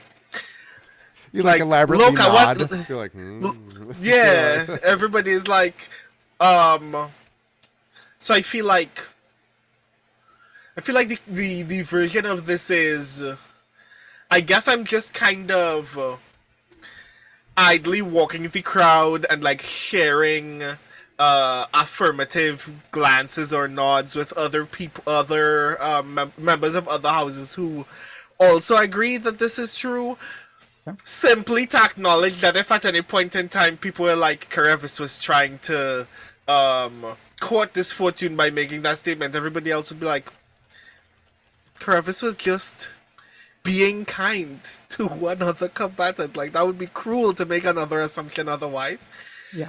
And I think between that and a little bit of background work throughout the rest of the tournament, you're able to kind of dissipate that pressure or that kind of attention through kind of mollifying the crowd and kind of negating the waves that Carevis has caused, leaving only the positive impression, because Carevis is speaking to the fairest box, but the impact is at least as much about what everybody else in the crowd thinks.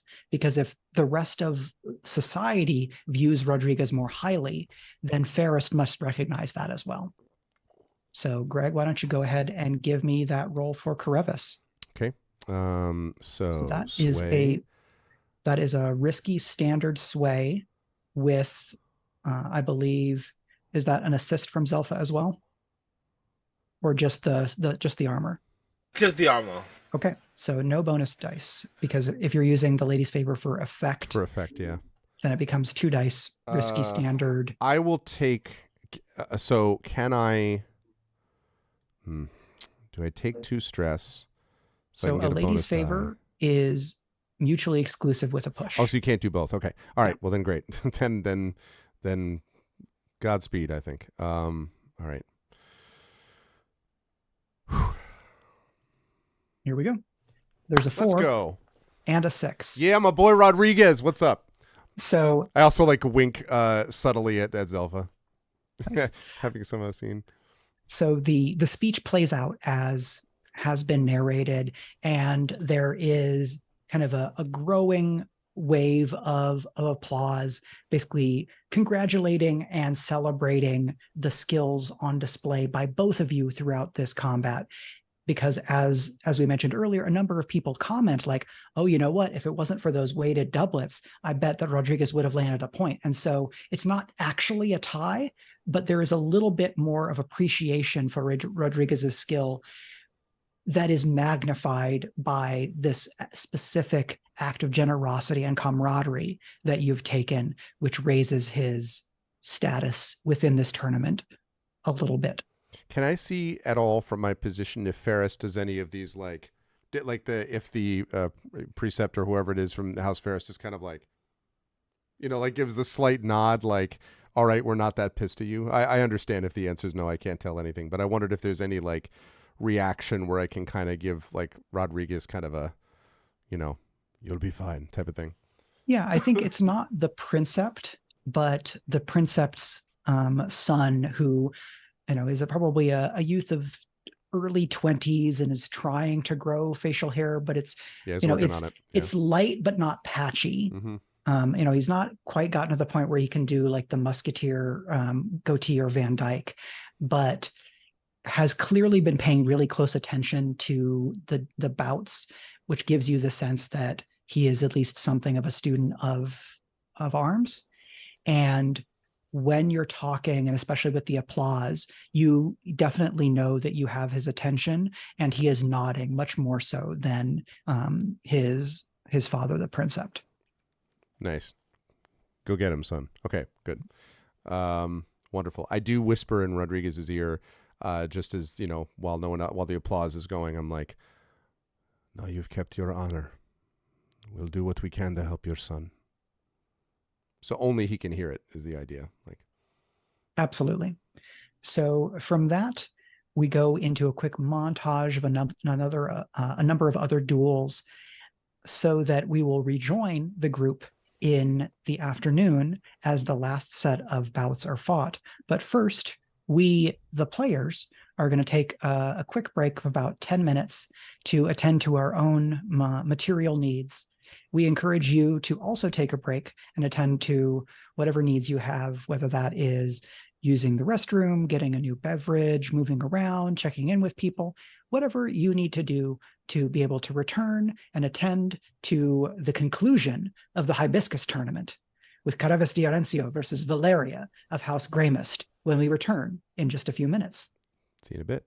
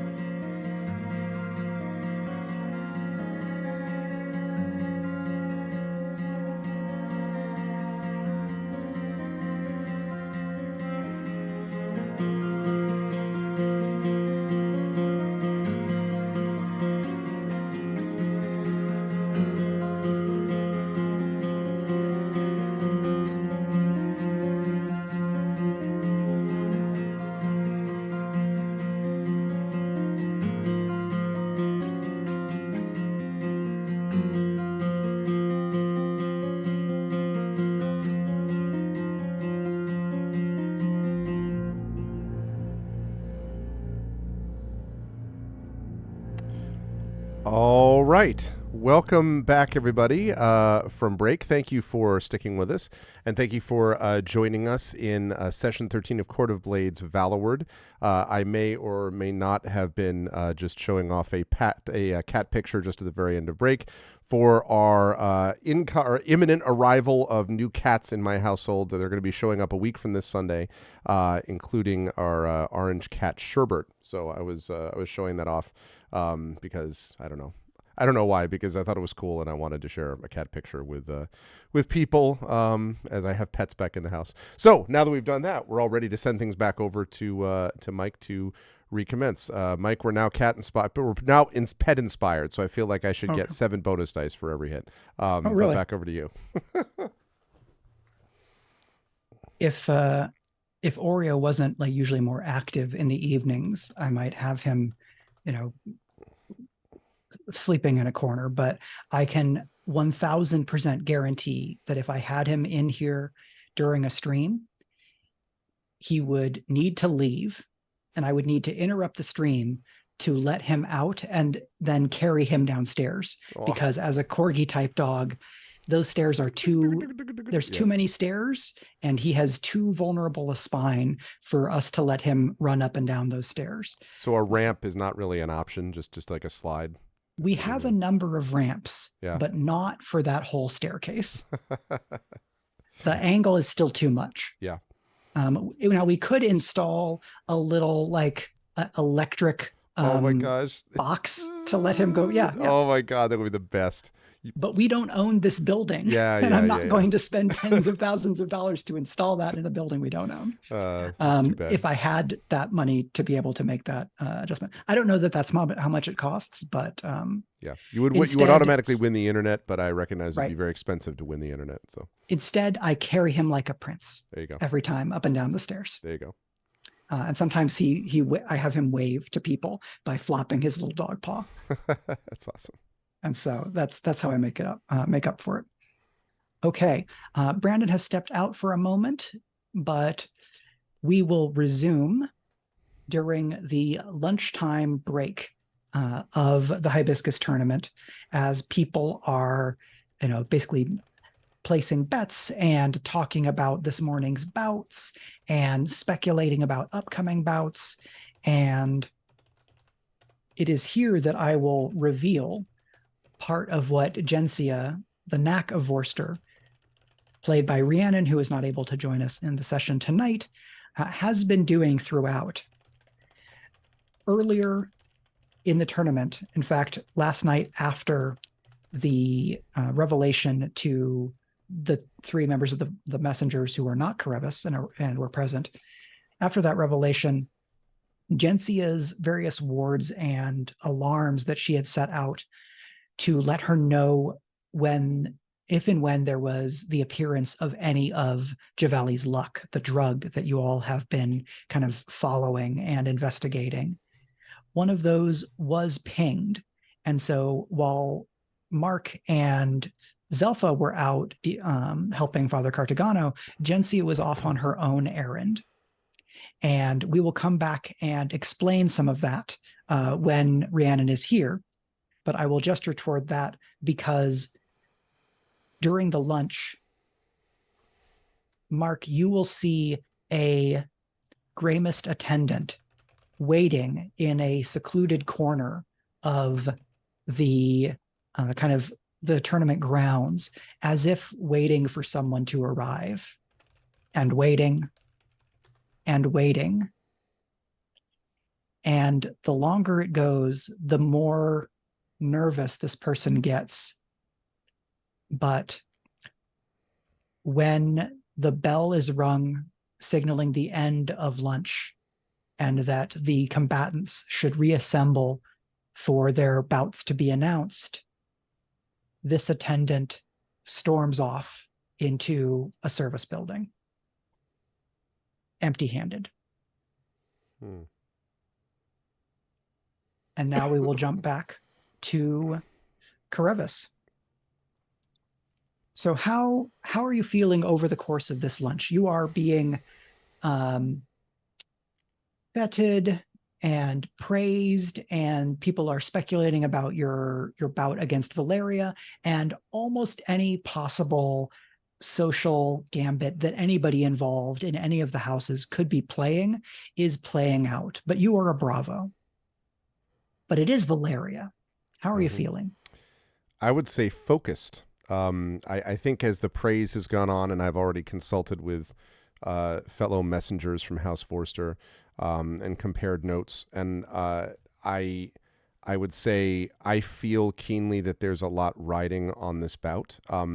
I feel like we've set ourselves up as best as we possibly can for this last fight by setting up Forster, which I think there might have been a mild surprise, I think, from some people that the two ones left standing are Graymist. That's not the surprise, but the fact that Forster is there, 4-0, 4-0. And I would say I'm concentrating quite a bit. Like I'm politely responding and, thank you for your, for your kindness and all that.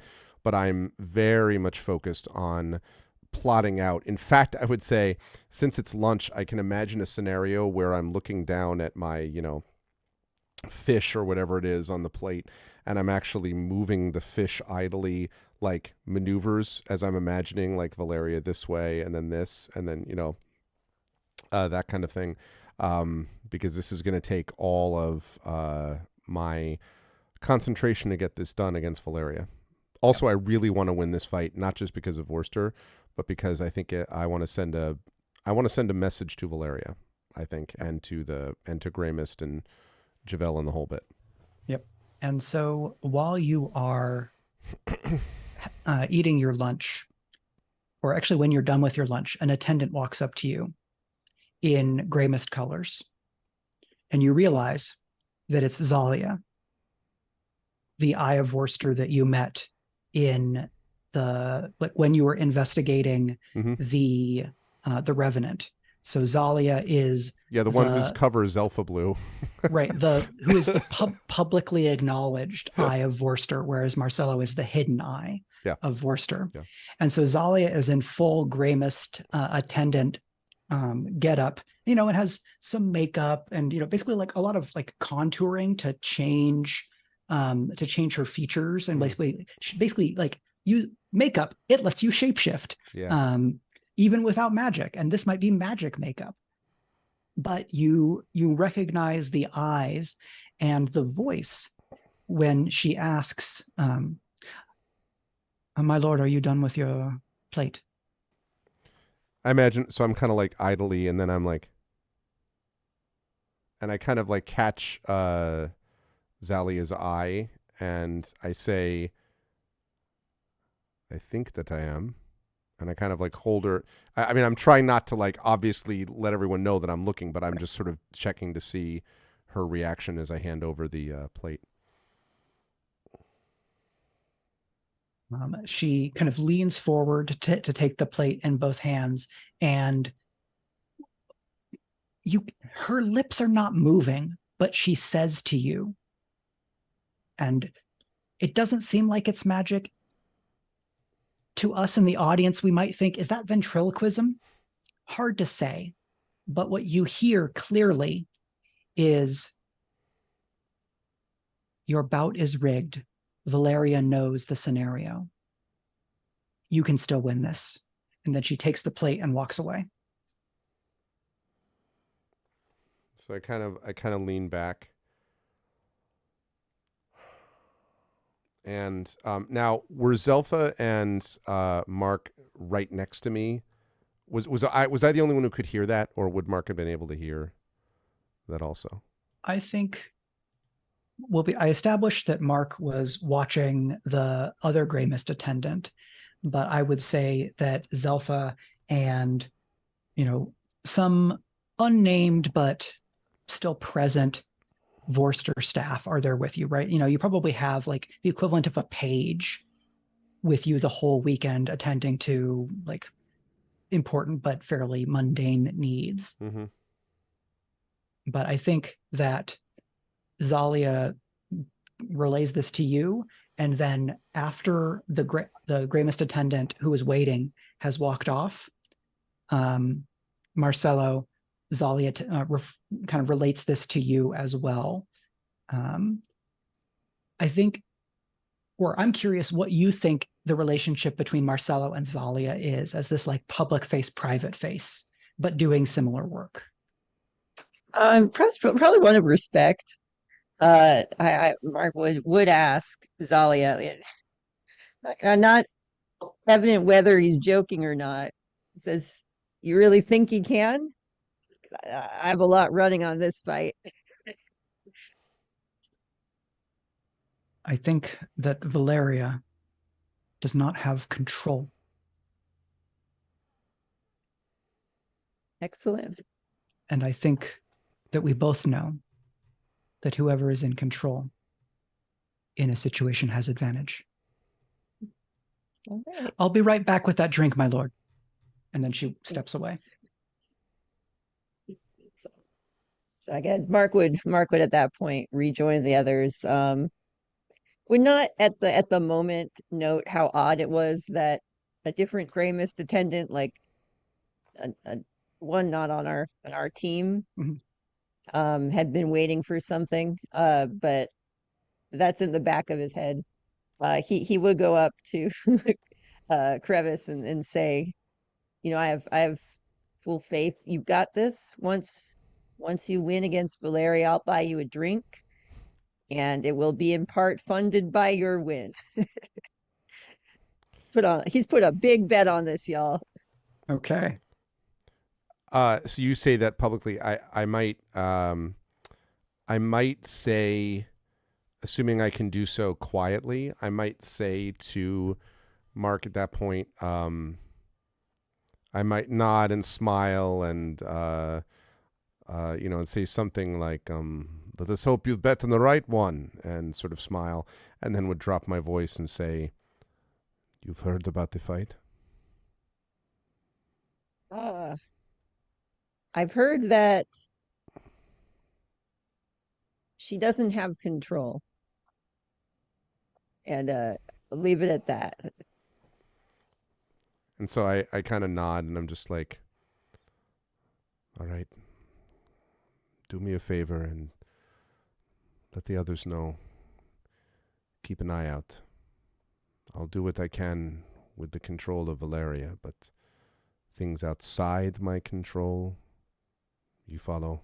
And I just kind of like, the classic, what I know, what you know type of thing. Yeah, he's just gonna just nod and give you one pat on the back in acknowledgement, and then go off to be sneaky. Okay.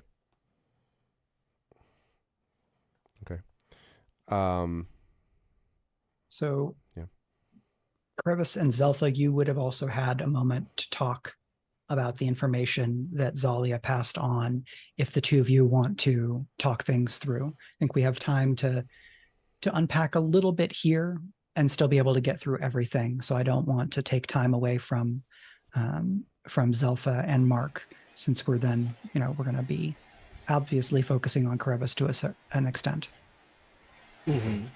Because I feel like I re-entered just in this moment, having missed all of this, and go 4 wins, and your next bout is probably going to be a tense one for all kinds of reasons. How do you feel? And I feel prepared, but I've heard that the fight is, and again, I'm keeping my voice low so that this isn't just like, so this is not for public consumption, but I say, I've heard that the fight is not going to be on the level. Supposedly it can be won, but it will be slanted away, not in my favor, yes?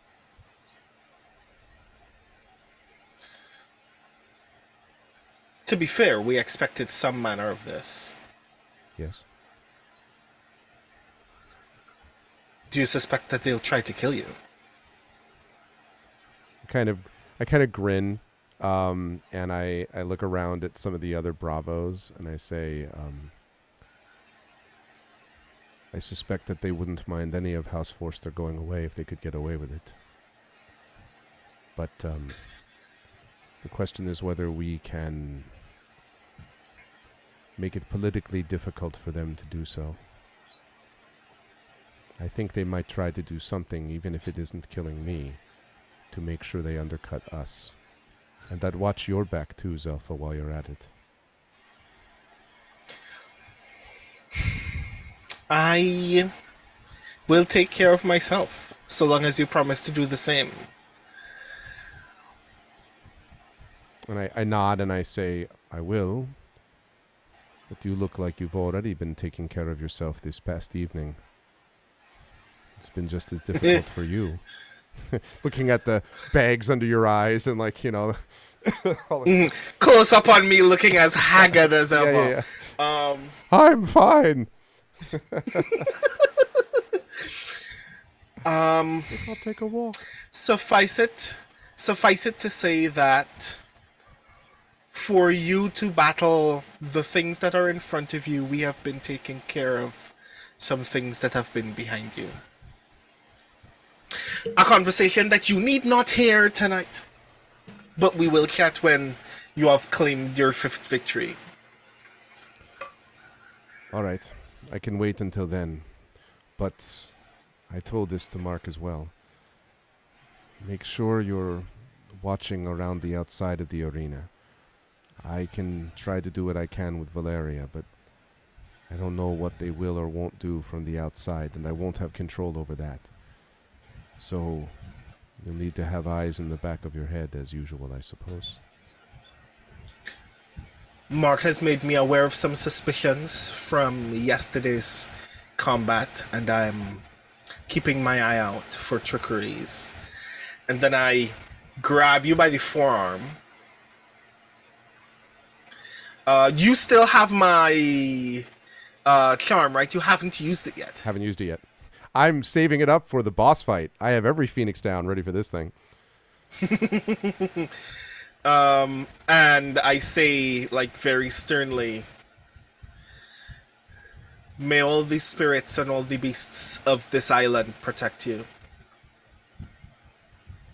I nod and I say, it was your people's island. I'll try to do what I can to give honor to them, too. And I'm kind of like, for a moment, I dropped my typical, like, charm and affectation and all that, and I just sort of am, like, very dead serious about it, because I can see that Zelpha has been through it.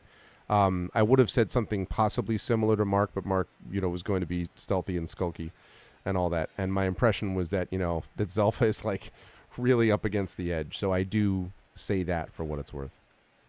Mm-hmm.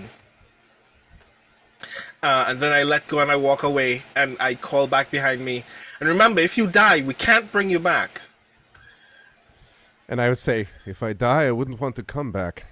And I kind of look around and drink deeply. Okay. Uh-huh. So from there, we will cut to a new arena that we haven't seen yet. When the bout is announced, Jevley says, and for the bout that will decide the tournament, barring very strange, extraordinary circumstances, I'm not a gambling sort, but I have been told that the winner of the bout between Valeria of Graymist and Carevis of Vorster, both being undefeated with 4 victories apiece, the winner of their bout will almost invariably be our champion. Now, there are other fights to be fought, and I don't want to close the book on today's story. I don't think I would want to anyway. It's been such a delight to have all of you here and to enjoy such a marvelous display of arms from noble and forthright duelists. But all things must come to an end. And I am most especially interested in the result of this match. And the attendant with the bowl comes back out, and think, any of you, perhaps in your own way, maybe you've been attending to the bowl over the course of the weekend, maybe you've been thinking about it, but you can tell that as Jevli kind of swirls her hand through the papers, she swirls and swirls and stops and pulls with such precision that one might be somewhat suspicious, especially if you've been primed, where she takes the paper, opens it, and almost without the time that it would take to read, she says, "And this bout shall be fought upon the champions board." Champions is a strategy game played in Valloward. It has some similarities with things like chess or checkers or the very, very old Viking board game where you have the king in the middle. And I don't remember exactly what that is named. I think it may have a few different names across the Nordics. But this is a 9x9 square board with alternating color. Well, I guess it probably has to be even, right? For like chess and checkers, white and black. Mm-hmm. Kind of diagonal patterning as with a chessboard. Mm. And so all of the attending dignitaries and the duelists are brought to a room that had been basically all covered up, and the walls are pulled down, and upon it, Toffel looks like, Shadowed Mage, right. Thank you for posting that in the chat there. A gigantic champions board is revealed. And as people gather around it, Jevli kind of does a flourish of the hands, and a 4-piece string quartet shows up with a conductor and then a singer entering from, stage left. Mm-hmm. And then they are joined by a robed figure with kind of a crown braid interlaced with threads of gold and kind of weighty bracelets. And as the quartet basically warms up, they begin playing a very short song. Those of you who are kind of familiar with magic will sense and see the bracelets and the kind of thread of gold through this person's crown braid hum with power. And as the song plays, the squares of the board leap up and down across 3 different settings with a total of about 1 meter between the highest level and the lowest level.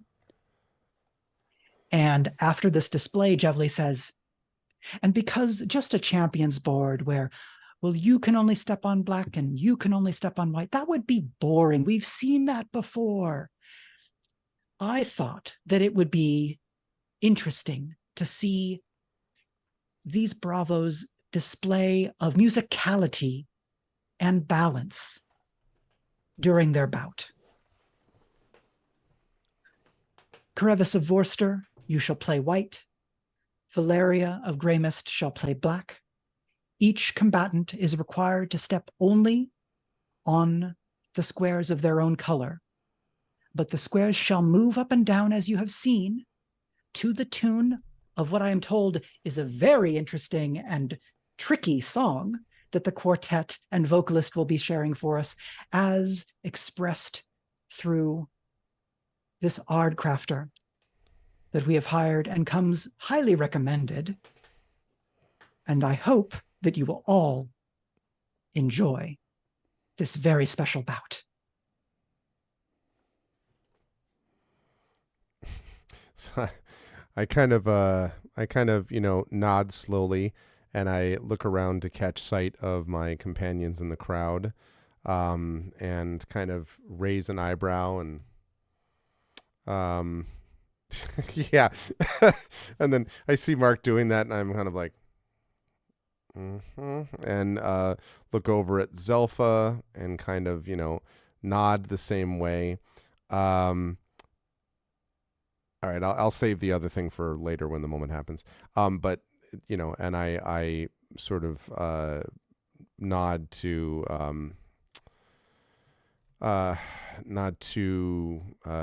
Jevli and to Valeria. What is Valeria, by the way? How's she kitted out? So Valeria would have pushed for a duel of 2 blades. Mm-hmm.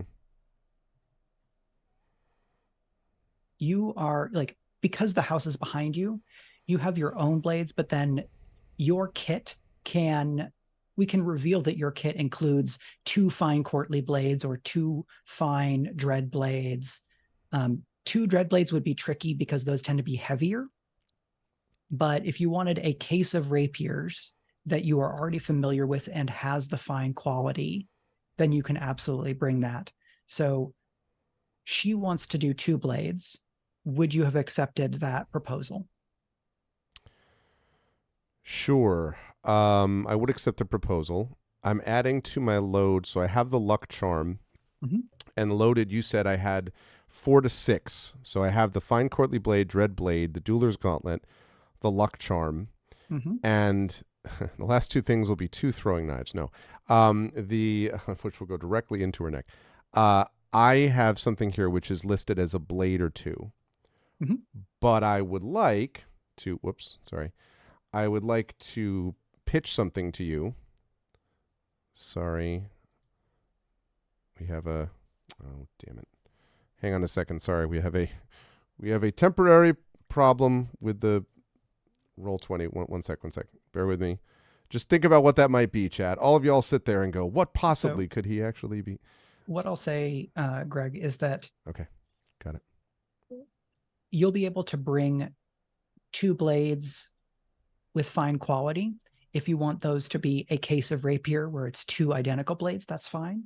If you want it to be a larger blade and a smaller blade or something else, that's also totally cool. You won't have to mark an extra blade or 2. Oh, okay. You're going to end up still at the loaded equip level because that's what's been set, and that makes sense for a duelist in this kind of situation. But tell us about these blades that you're bringing to this duel. So here's the pitch. I think we would have a flashback, I guess, to the back of a building that at first is not clear to an audience. In the back of that building, there is the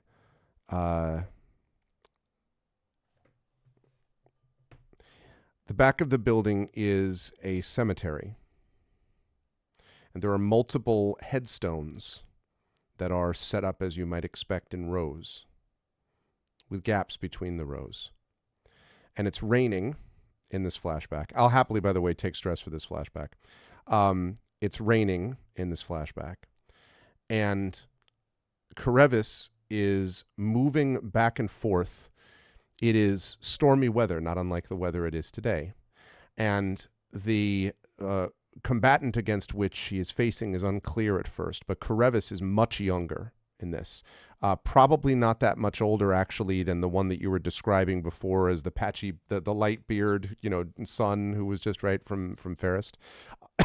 And, is sort of blocking blows, and the sound of this rings out over the courtyard as the rain pours down, and occasionally there is a flash of lightning that highlights a blade catching in the air or ducking beneath and sort of falling to the left. Occasionally a blade falls almost on a headstone, and Carevis has to dodge out of the way, and so forth. And whoever it is that the combatant is against which Carevis is facing is quite good in this scenario. And so there's a stepping back, a stepping around, but clearly Carevis is giving ground until Carevis reaches the very edge of this one particularly large stone, and sort of ducks behind it as the blade of the combatant comes down, and sort of waits at that moment and sort of falls to one knee. And as the blade rises up again, Carevis waits until there is a moment for the lightning to illuminate the blade. And as the light illuminates the blade, Carevis feints right and ducks left, and the blade comes down, and Carevis's blade comes down on top of it.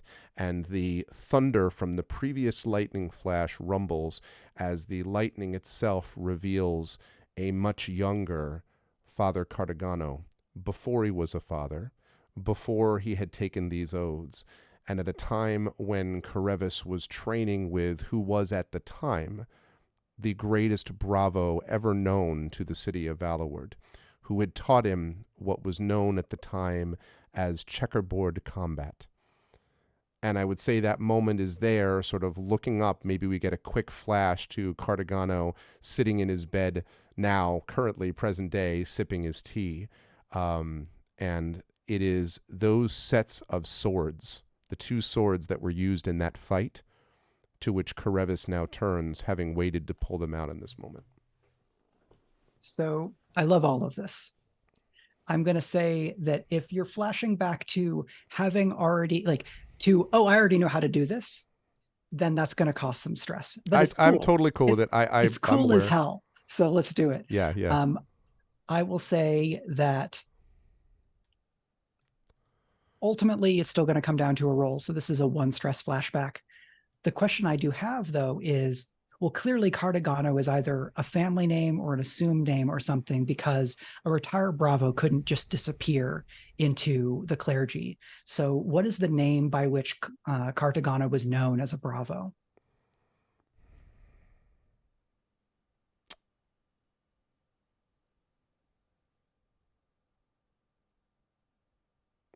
Gano Estes.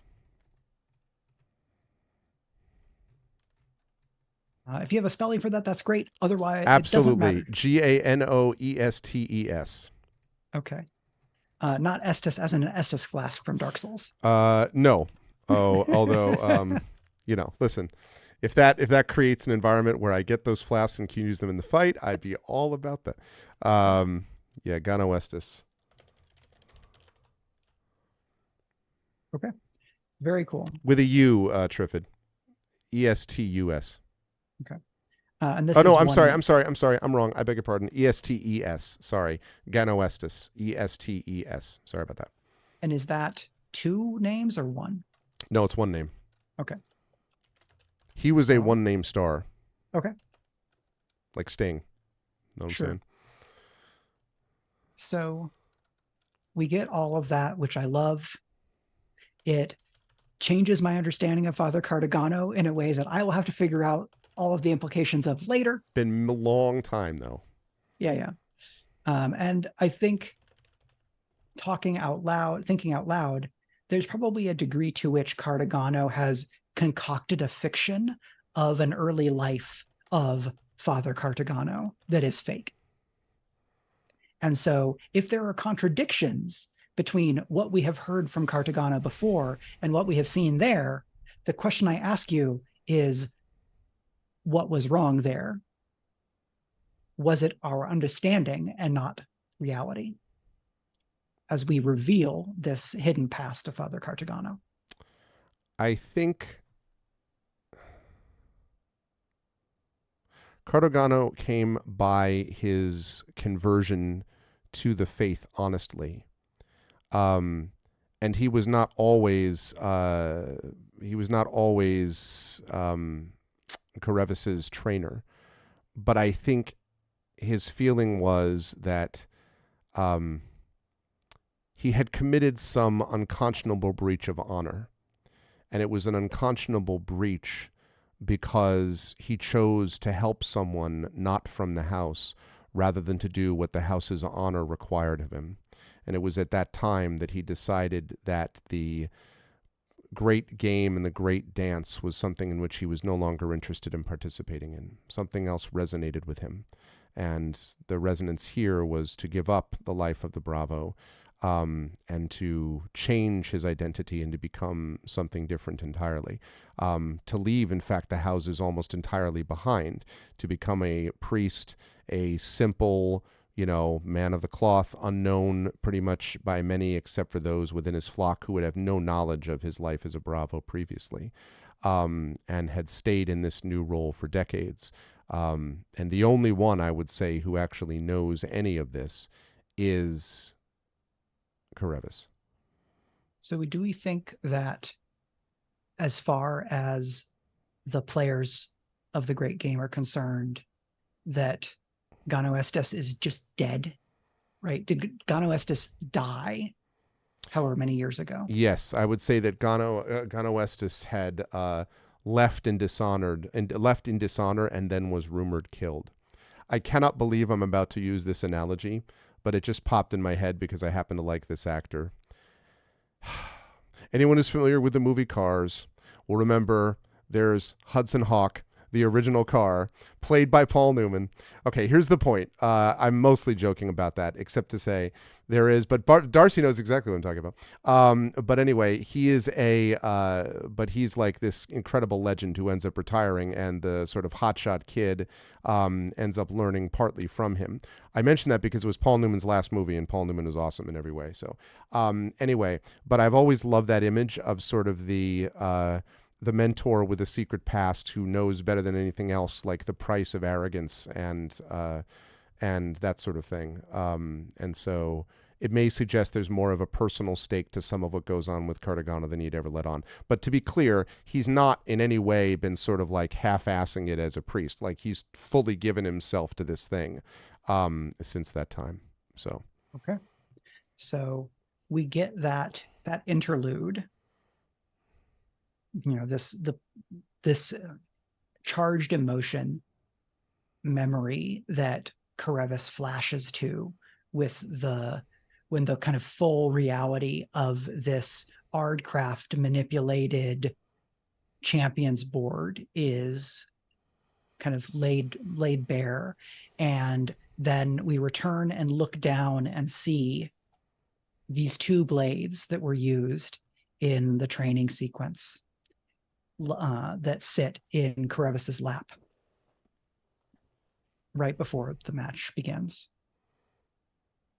Not seen, by the way, in public, never used by Carevis before this point, since that day or that evening. Okay.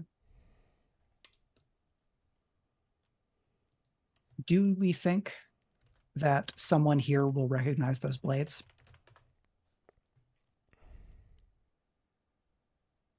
Rodriguez might. Okay. All right. I will say Rodriguez knew of that legend, and he's of an age with Carevis. Potential consequence on rolls here is people recognize those swords. I'm just going to put that on the table. I got that. Or you gave this to me and I went, ooh, this is delicious. I know. That's table. all right. It's good for the story, although I don't want it to be like, no, it's the Carevis show. But if it adds a little bit of flavor to everything, I can imagine also this happening and people being like, and Mark and Zelpha being like, what the hell's the problem? Like, it's just be like, it's a long story. It's like in The Natural, they go to get like the special bat that only he can use. So we kind of get that whole run through. We get the flashback. We reveal Carevis's blades, and the two of you are called to your corners. And I'll explain basically how this works. Okay. You step onto your corner, and then the musicians begin. The art crafting relates to and responds to the music. So it's not like at the end of every measure or at the end of every phrase, the squares move. They move when there's a key signature, when there's a key change, when there's a time signature change, and then at different moments within that are in fact the resolution of kind of sub threads within the music. And it's all very complicated. Like Greg, as a professional prog rock musician, could follow what's happening, but I don't know that Carevis the Bravo could. However, we know that Carevis is trained in fighting on this checkerboard style piece, the pitch that we're fighting on. But this music, you've never heard in your life. It is a different style. The string instruments are familiar, but they are tuned differently. The melody is different. There are polyrhythms here that are neither Javelin nor Dialta. And so as the music plays, and Carevis, as you're trying to understand why the board is moving, when it does, and the way it does, Valeria is advancing on you and seems very comfortable. I'll bet. Can I, just before I do that, I just want to make sure. I think you said I had to roll, and I don't think I did for the flashback. No, I think the one stress is fine for that. Is fine for that? Okay. Yeah, because like, oh, let's roll in the flashback to see if you learned the thing. Well, that's not interesting to me. Okay, obviously you learned the thing. Okay. The question is that plus your skill and the fall and the throw of the dice, is that enough to beat Valeria's advantage here? Okay. And the way that she is approaching this. Okay. All right. There is time to try to study or suss out or figure out how the board is working before Valeria is upon you. So I want to give you that moment. And I will also say that Zelpha and Mark, if you want to try to figure this out as well, you can, because that then gives you some opportunity to intervene or communicate perhaps to Carevis in some secret way that you might devise. Definitely doing that. Because I was also curious about another thing about this space. Namely, if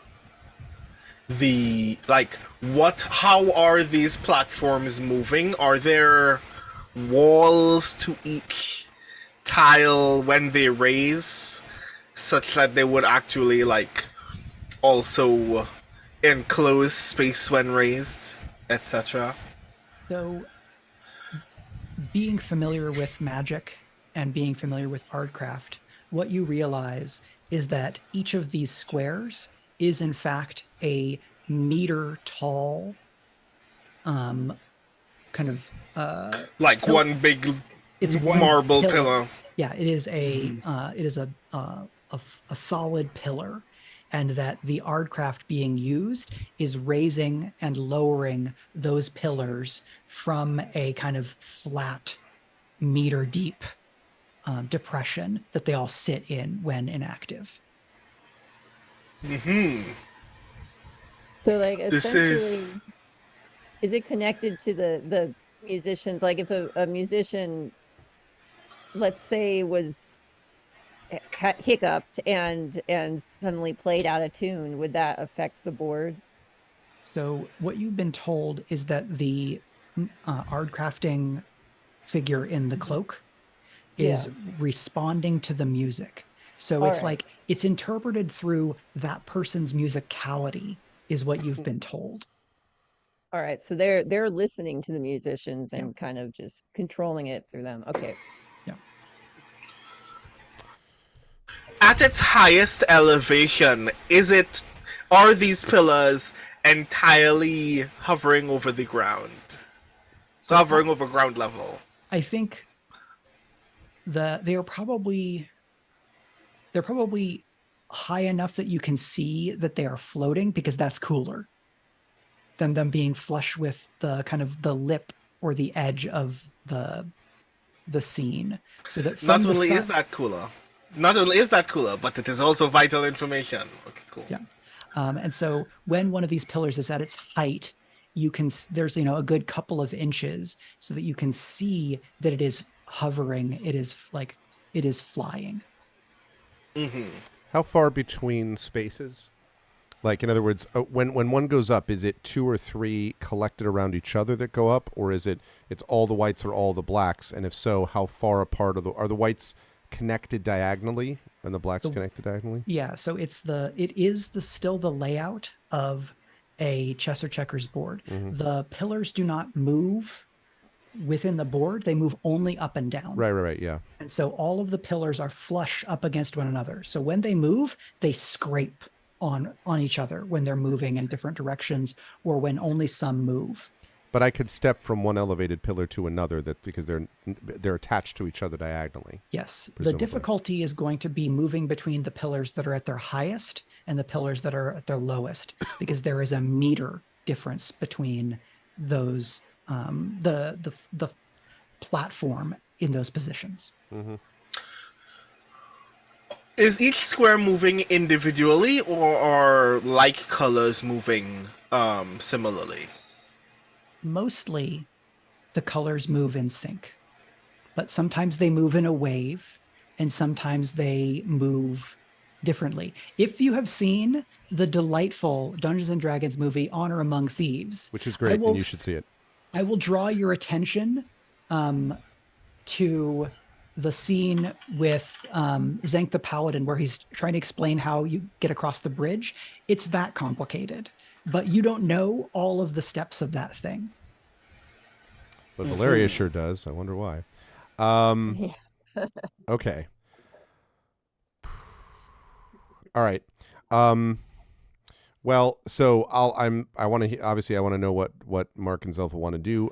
From the survey, for me, I mean, study is the whole scrutinize details and interpret evidence, but honestly, the reason I'm thinking survey is not only because I have an extra die in that, but also because it feels to me like observing the situation and anticipating outcomes is a big part of this also.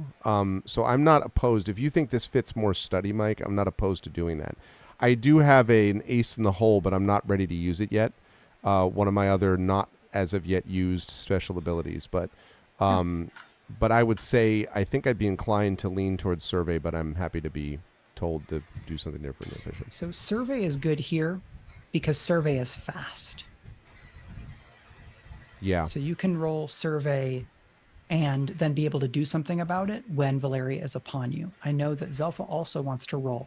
So let's do Carevis's roll, and then I'll step back to check in with Zelpha so that you can each kind of take actions as we play through the beats of this duel. Okay. Where am I at with this?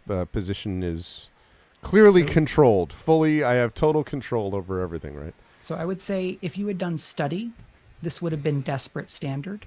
With survey, it is risky standard, because survey is a faster, more take in information quickly and act upon it kind of action. Okay. Risky standard, and then am I doing any bonus dice? Because I don't want to push myself yet because this is getting to the point where I can actually then lay out the combat rolls. This is kind of figuring things out. So I guess I don't have any bonus dice unless what Zelpha is doing is going to affect that. Right. So I will pause and ask Brandon, were you intending on rolling to then be able to impact Carevis's knowledge of or interaction with the board? Yes. What I wanted essentially, because the way that I interpreted it is there is a marked difference between being able to read the board as it moves and make deliberations about how you should respond, and gathering enough details about how it is influenced that you can make like deliberate decisions rather than reactions to decisions. And for that, I wanted to do study. To see if we could determine something about either the music or the art crafts who are responding to that rather than the board. Yeah. So I think you can absolutely do that. I'm going to say that it is a desperate study to be able to take information and make a conclusion quickly enough to be able to do something about it before Valeria is on Carevis. But you will have standard effect.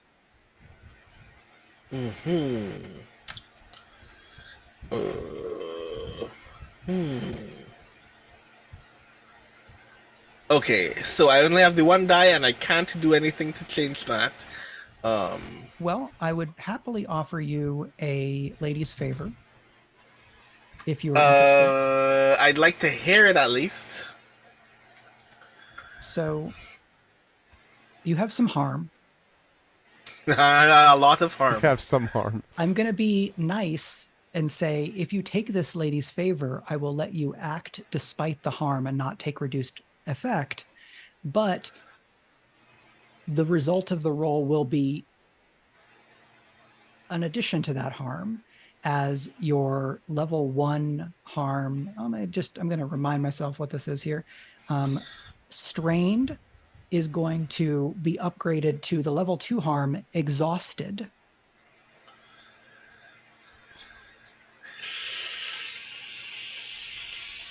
But you will get a bonus die and you will not have reduced effect, which I should have assessed on the roll earlier.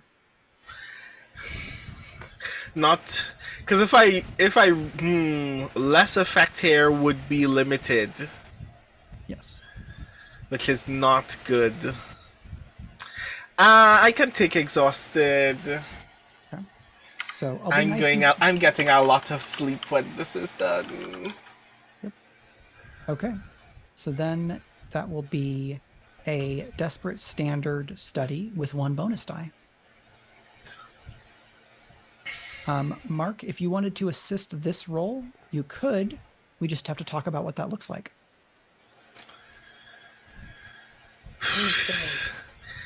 A 1 and a 4. Oh, okay. Too late. He's gonna assist your roll, Brennan. Mark assist. Oh no! If I'm like, yeah, let's assist, can Zelpha roll 1 more time? No. It's okay. It's okay. It's fate. I'll if I can roll a fortune, but I just count that as a 3rd die. What I will say is that normally the answer would be no, because the dice have rolled. However, this is a live stream, and I will say if someone spends their inspiration, then Brandon will get to re-roll with the assist from Mark. Right. So if someone has their inspiration, you can do. You could in fact inspire Zelpha. I see some people in here who have inspirations. Shadow Mage has inspired the cast. Yes. All right. Thank you, Shadowed Mage. Thank you, Shadowed Mage. It's all good, Prince Okay. Justin. I know. So Prince Justin's trying to think about the whole month's worth of campaigns. Thank you, Darcy, how is it that you help, or that you and Zelpha together are analyzing how this board is moving? So right now, like, Mark is just like, forget about trying to think of the music and predict how the board's going to move in accordance with that very complicated thing. But he suspects, and I think most people in our group do suspect, that Valeria has trained to this confirmation of changes before. So that gives her some level of familiarity with it. And just from the very basics of, like, Mark knows how to fight, obviously not as well as Carevis, but the way that somebody might put weight in their stance, waiting either to jump or to jump down, might indicate whether Valeria suspects that the board, or maybe she's bracing herself at a certain point. The board is about to move in a direction. So that's the best that he can do is look to Valeria and try to look for any obvious indicators that she's preparing for an up or a down, or to jump to an up or to down. Great. And that's the assist. Absolutely. 2 sets of eyes on the board. Yeah. You're going to be able to gather more information more quickly. Yep. Okay. So now, Zelpha, you're going to get to roll Desperate Standard with 2 bonus dice. 1 from the lady's favor and 1 from the assist. Okay, desperate standard.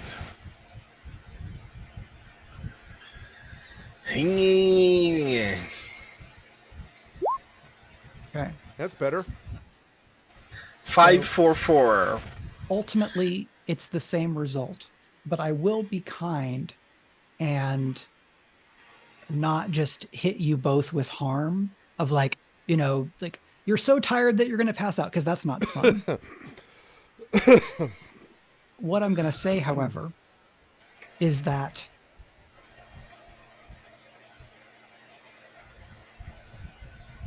you are going to learn enough that you have the information required to be able to give a setup action to Carevis, but you're going to have to communicate it or get it to Carevis somehow.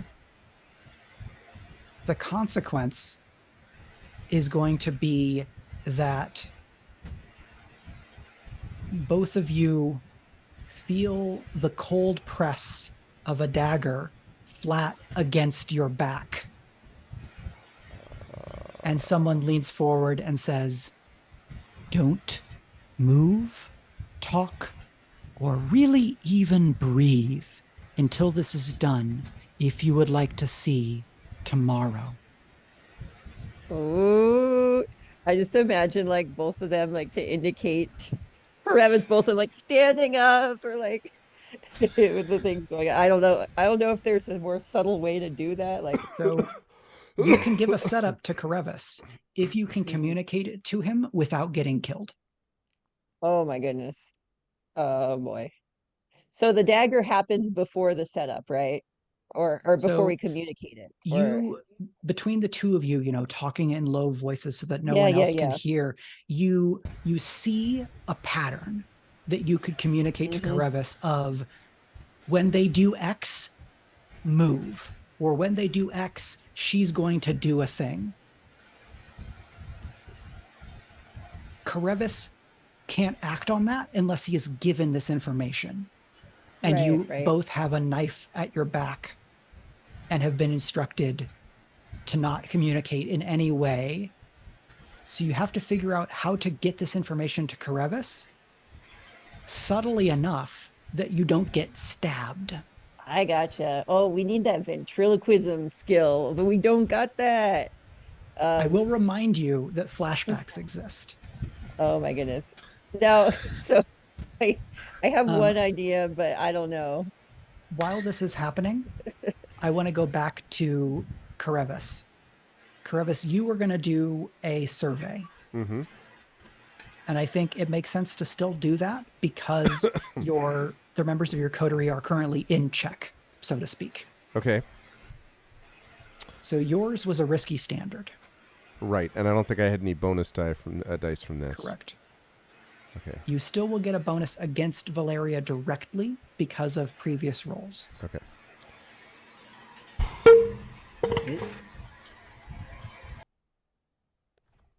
Aha. Okay. 5 and a 6. 5 and a 6. So this music is not familiar.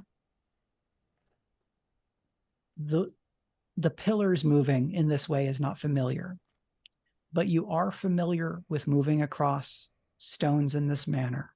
You have studied how Valeria moves. And you're going to learn 2 important things before she's on you. One, she is more acrobatic than she has let on before. But 2,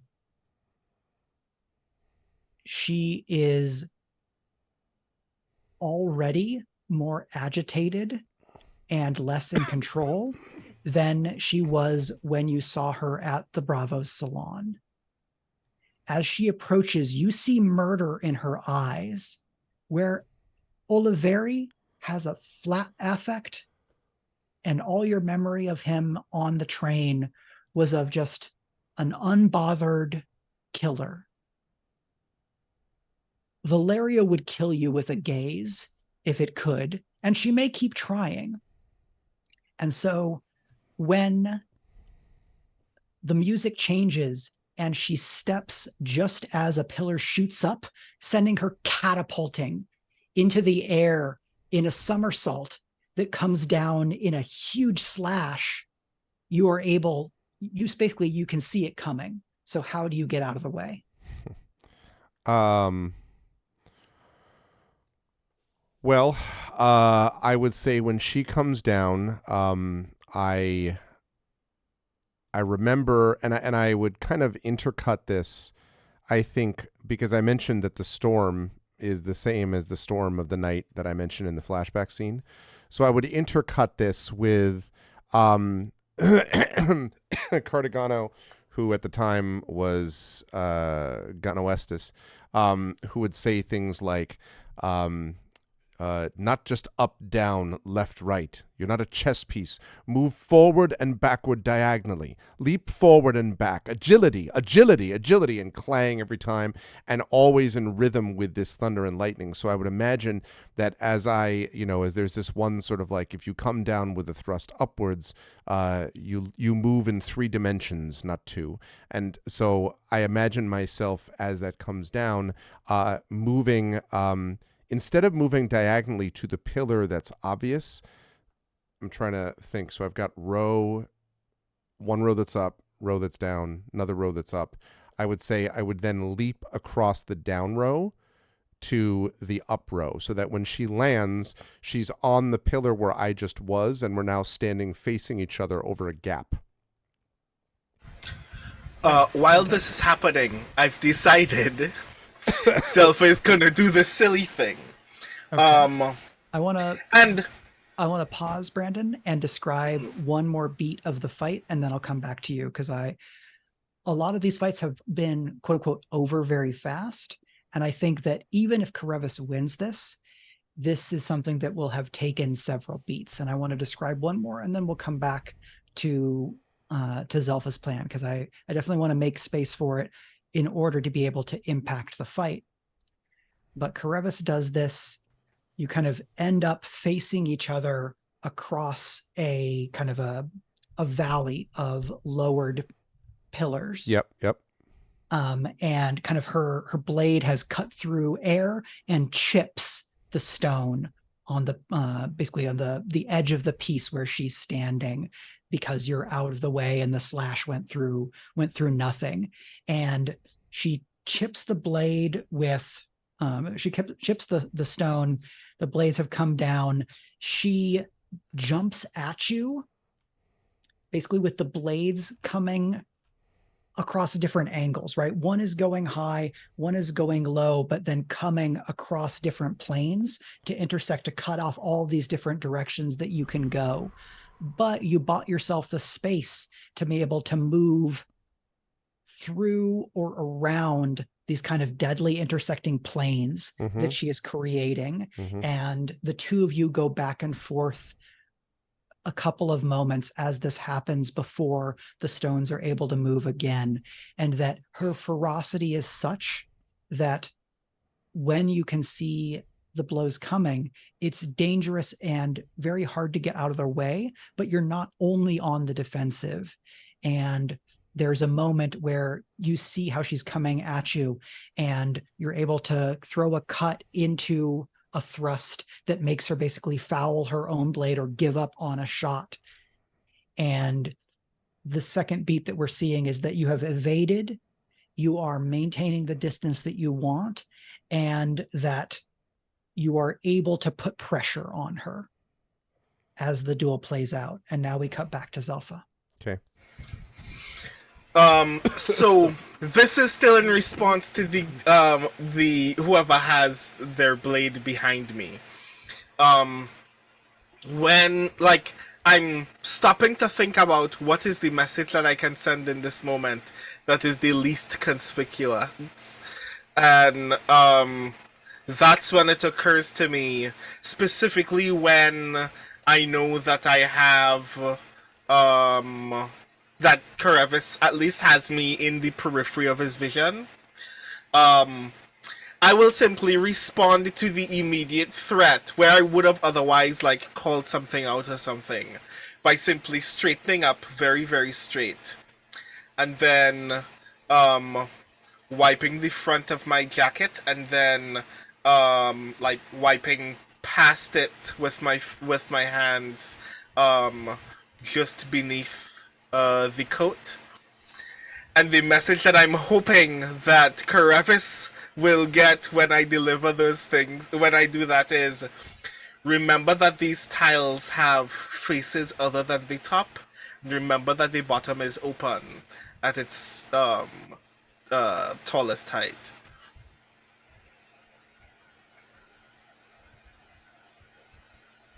Okay. I think to communicate that, I will ask you to make some kind of roll.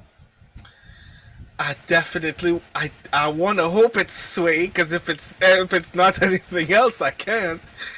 Well, and because you're trying to do this without being kind of read by assailants. I want it. Otherwise, it just seemed like, okay, I've been caught. I'm attempting to relax. Yep. So this is obviously a desperate position. Mm-hmm.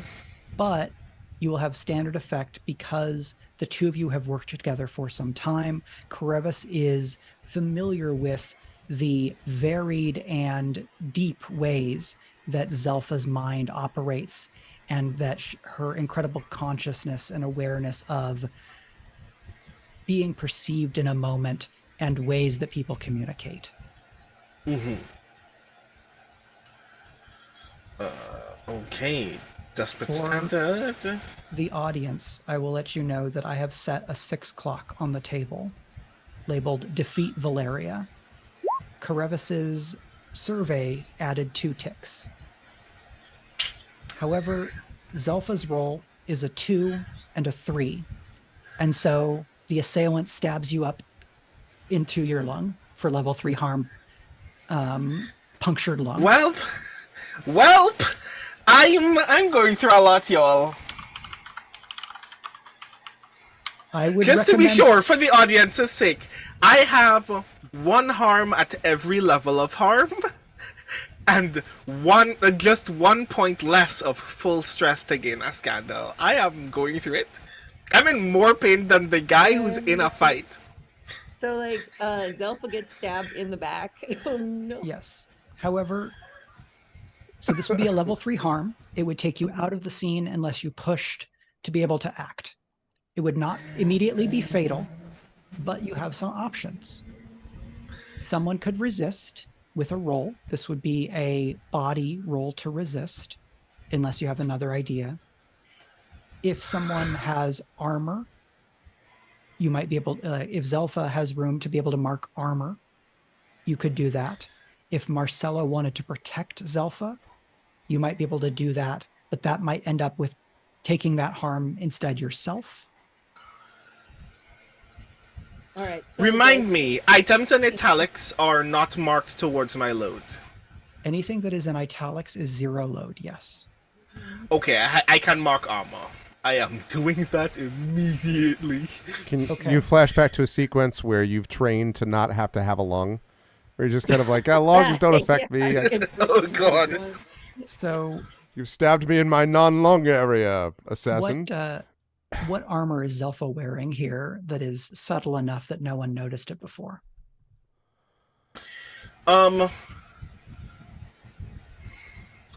So I think what it is being Zelpha Hamill, the member of the coterie of House Vorster who most loves to remind everybody else that she's the Alta and doesn't know, and is very proud of reminding people of that fact. I think I'm wearing, like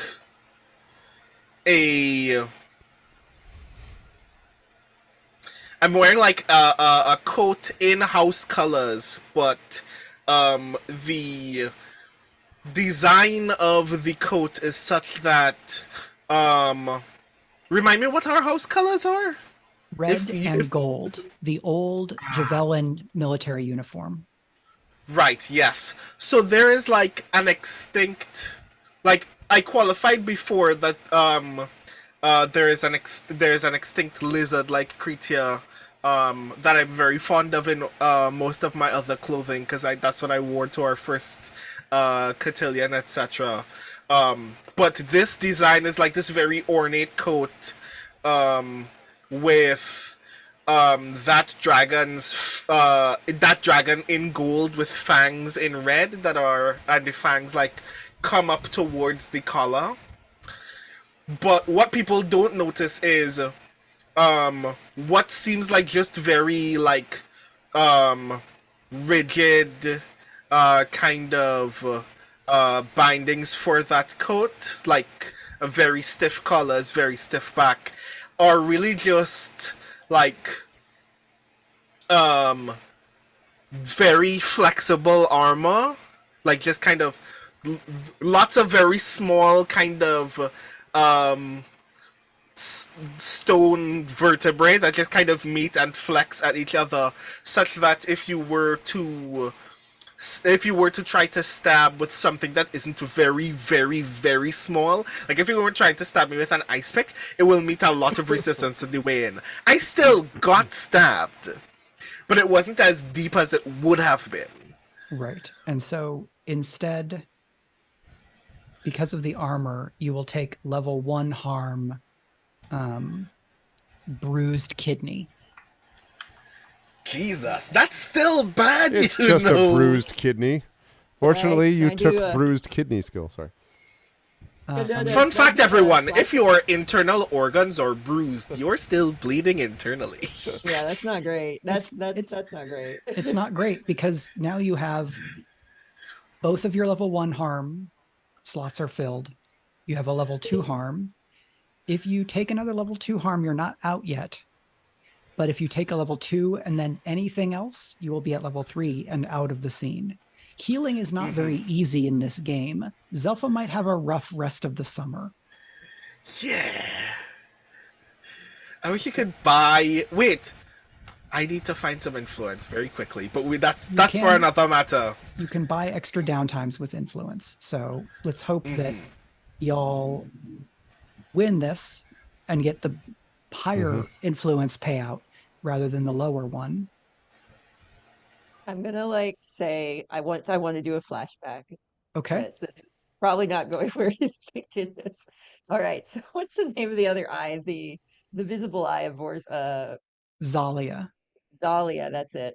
All right, let's say the first time that Mark realized that Zalia could do that thing with her voice, the thing where you're not quite sure what is it, magic? Is it ventriloquism? It's like, how do you do that thing with your voice? Like he's willing to pay for that skill if she is willing to teach it.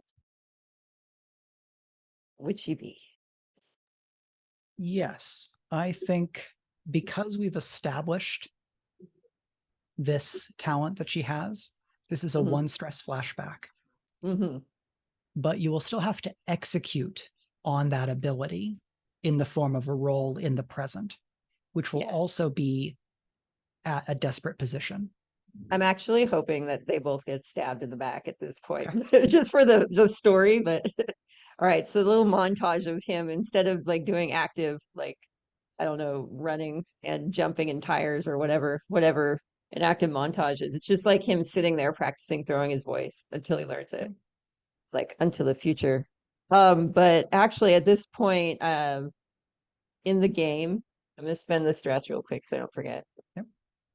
He will throw his voice such that it's to the side so that Zelpha can hear it. Presumably also the weirdo at their back can hear it. But what he says is he's got this. Because, you can have an advantage by knowing what your terrain is going to be. But at the point, Mark is familiar enough with Carevis to know that Carevis can anticipate things. He's a really good Bravo. And sometimes even the advantage Valeria has, sometimes just being a really good Bravo can win the fight. So that's what he's banking on at this point. And he just wants no one else to get stabbed. Sure. So if you're just communicating to whoever is behind you and to Zelpha, I'm not going to say that you have to roll, but the payout that you get for flashing back to knowing that thing is that you do not then get stabbed, right? That you get this out and it does Oh. not result in them being like, shut up and then actually stabbing you. You probably get literally a little bit stabbed, but it's like I poke you a little bit to say like, hey, stop, Yeah, instead yeah. of like actually a shiv. All right. But you can get that out, that line Mhm. between you and Zelpha, that, is, I think it makes sense to me for it to be, it is like, oh, this is like a secret, cool version of ventriloquism. Mm, So it's not literally magic. It's right. just impossible unless you know exactly what you need to make your vocal cords do. Sweet. And like there is a specific technique to sending that spoken phrase or word in a particular direction. Mhm. And so we see Mark utilizing that technique because we've done the flashback and we get this. So it's not quite the weirding voice from Dune or something like that, but it is a cool, really specific thing that is able to communicate to Zelpha. The two of you have, it's heartbreaking a little bit because you've learned enough that you've done the math and that you know what you would need to say to Carevis to give him an edge here. But you've tried different things. Zelpha tried a very cool, sneaky kind of activity, but it was just enough gross activity to draw that hit. And Zelpha, you've been stabbed in the back, you get that bruising and probably like slump a bit. This person is holding you up. And Mark, you're there with Zelpha. The two of you are still in mortal danger. You try to reassure Zelpha that Carevis has this, and our attention turns back to the board, where in the moments since this kind of set of exchanges on the sideline, Carevis and Valeria have been fighting up and down, chasing one another, switching stances and guards and displaying incredible skill.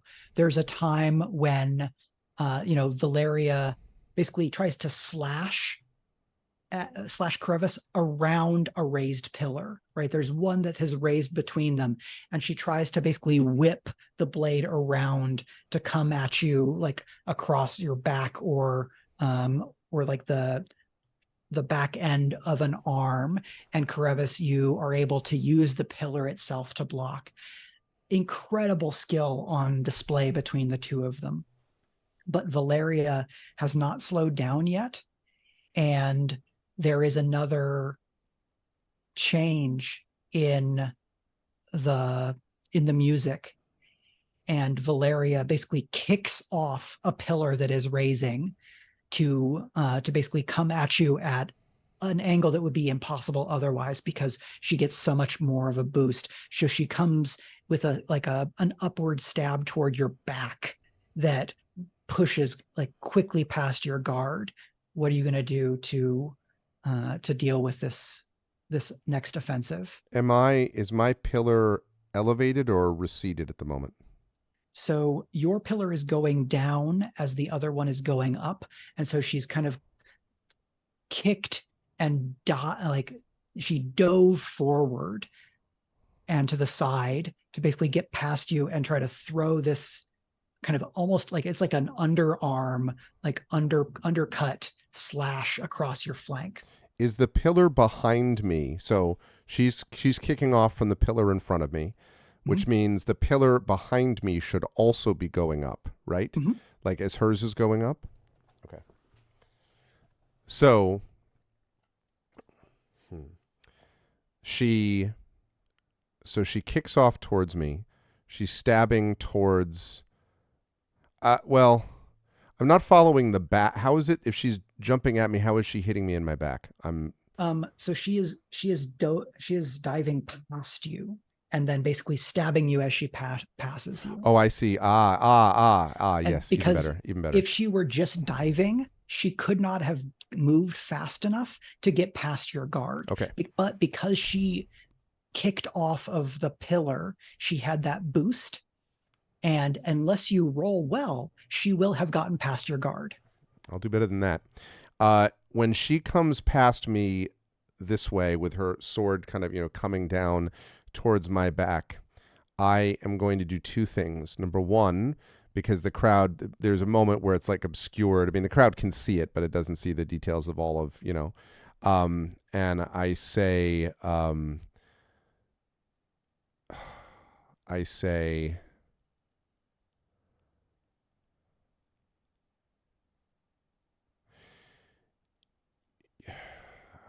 got to get the line right.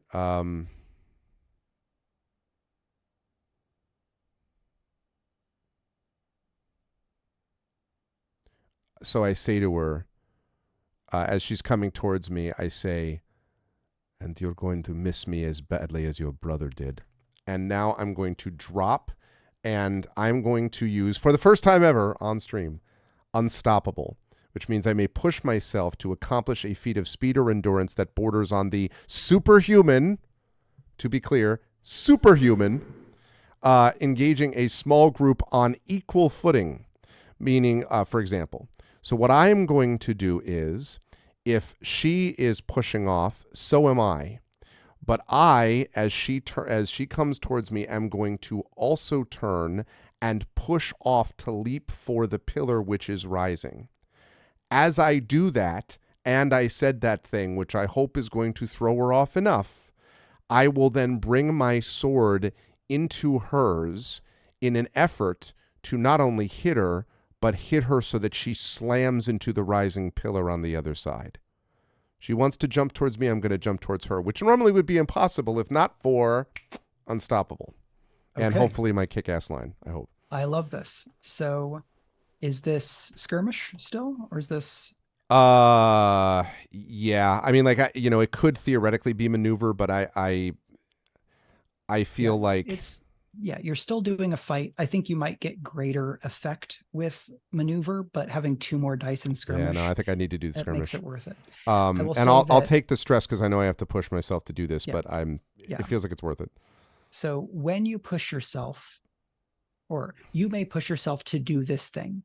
So you're not going to get, you're going to get kind of basically a push and then additional effect. Okay. Because of scale, right? Because you can engage a small group on equal footing, or you accomplish something that borders on the superhuman.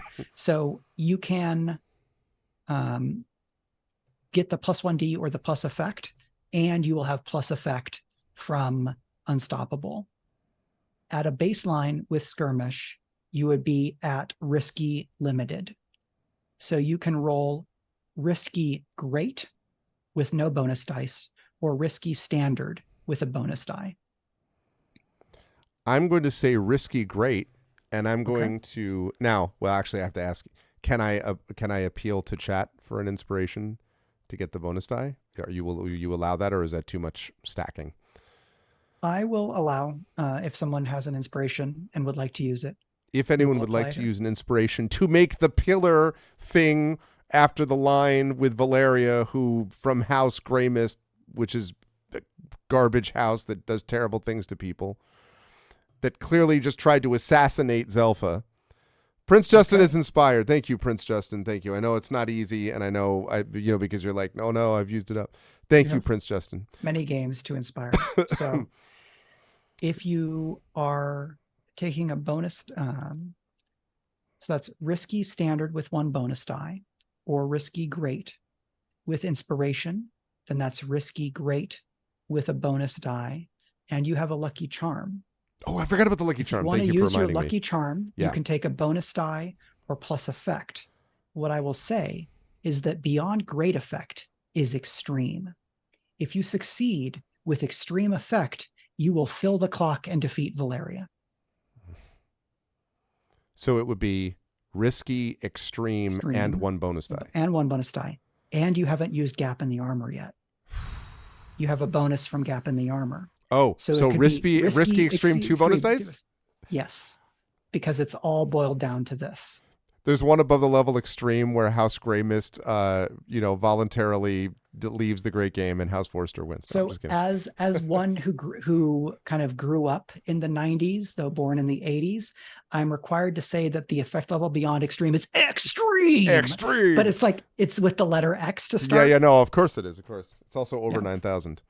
I need to make sure to put that into the Genre Nuts RPG. Are you asking for a challenge? Okay. Okay, so risky, extreme, and so 2 bonus dice because of gap. Yeah. Yep. The Roll20 interface, I believe, does not have extreme effect listed. It does. No, I'm looking right at it. Yeah. Yes. Effect good. extreme, risky, extreme, and 2 bonus dice. Let's go. Oh man, after all this, please don't fail this one. All right, I'm pulling Drum out roll, the... please. Pulling out the die. But not the die, the coin, the gray shade coin.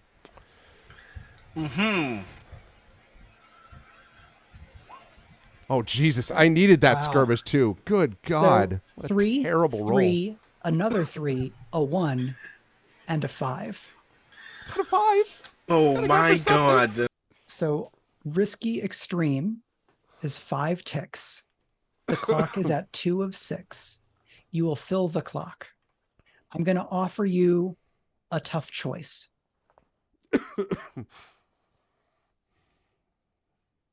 Does she learn how she can kill you the next time you fight? Or does one of Ganoesti's swords break?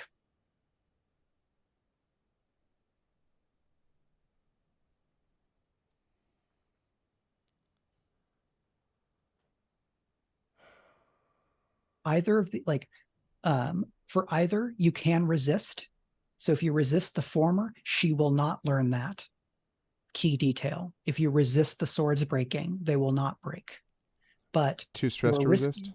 Your risky, you would say you resist and then roll with the appropriate attribute. I think here it would be body if you're resisting the swords breaking, or spirit if you're rolling...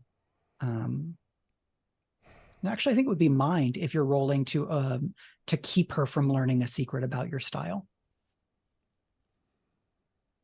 So body resist is probably easier for you. But which consequence you accept, even if it's resisted, will frame a little bit of how I describe how the rest of this fight plays out.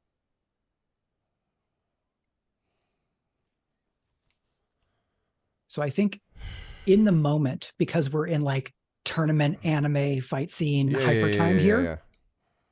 So you do as you indicated, and there is a moment when your masses meet, right? All of your weight, each of your weights are pressing in on the blade, and you realize that one of her swords has basically a secret serration that she activates as the blades press on each other. And you realize that she is going to she's going to damage one of those swords enough that it will be unusable. However,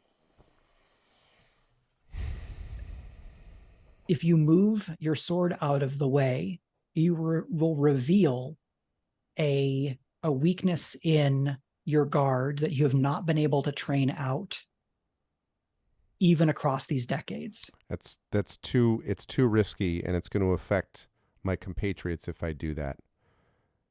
So I'm going to attempt to resist the sword break. And if it breaks, it breaks. Okay. One of the swords, right? Not both? One of the swords, yes. Yeah. That's what I said. Okay. This is a risky consequence. If it were desperate, I think it would be both. Okay. Okay. And to do that, I have to take 2 stress and then roll fortune? No. So you're just going to click on your body attribute. Oh, okay. Because this is a body resist. Yep. And then you will not have any bonus dice. The resist will succeed. The question is, how many stress does it cost you? You will take stress equal to 6 minus the highest single die result you get. If you roll a 3 or less on your highest die, your stress track will fill and you will take a scandal. But you have 2 dice. Yeah, let's do it. Okay. There's a 5. Okay, 1 stress. So a 2 and a 5, it costs 1 stress. You're able to pull the sword kind of away from the serrated blade, and you knock her back into the pillar as you describe. With incredible speed and ferocity, she kind of responds and tries to get to her feet and continue to press the fight.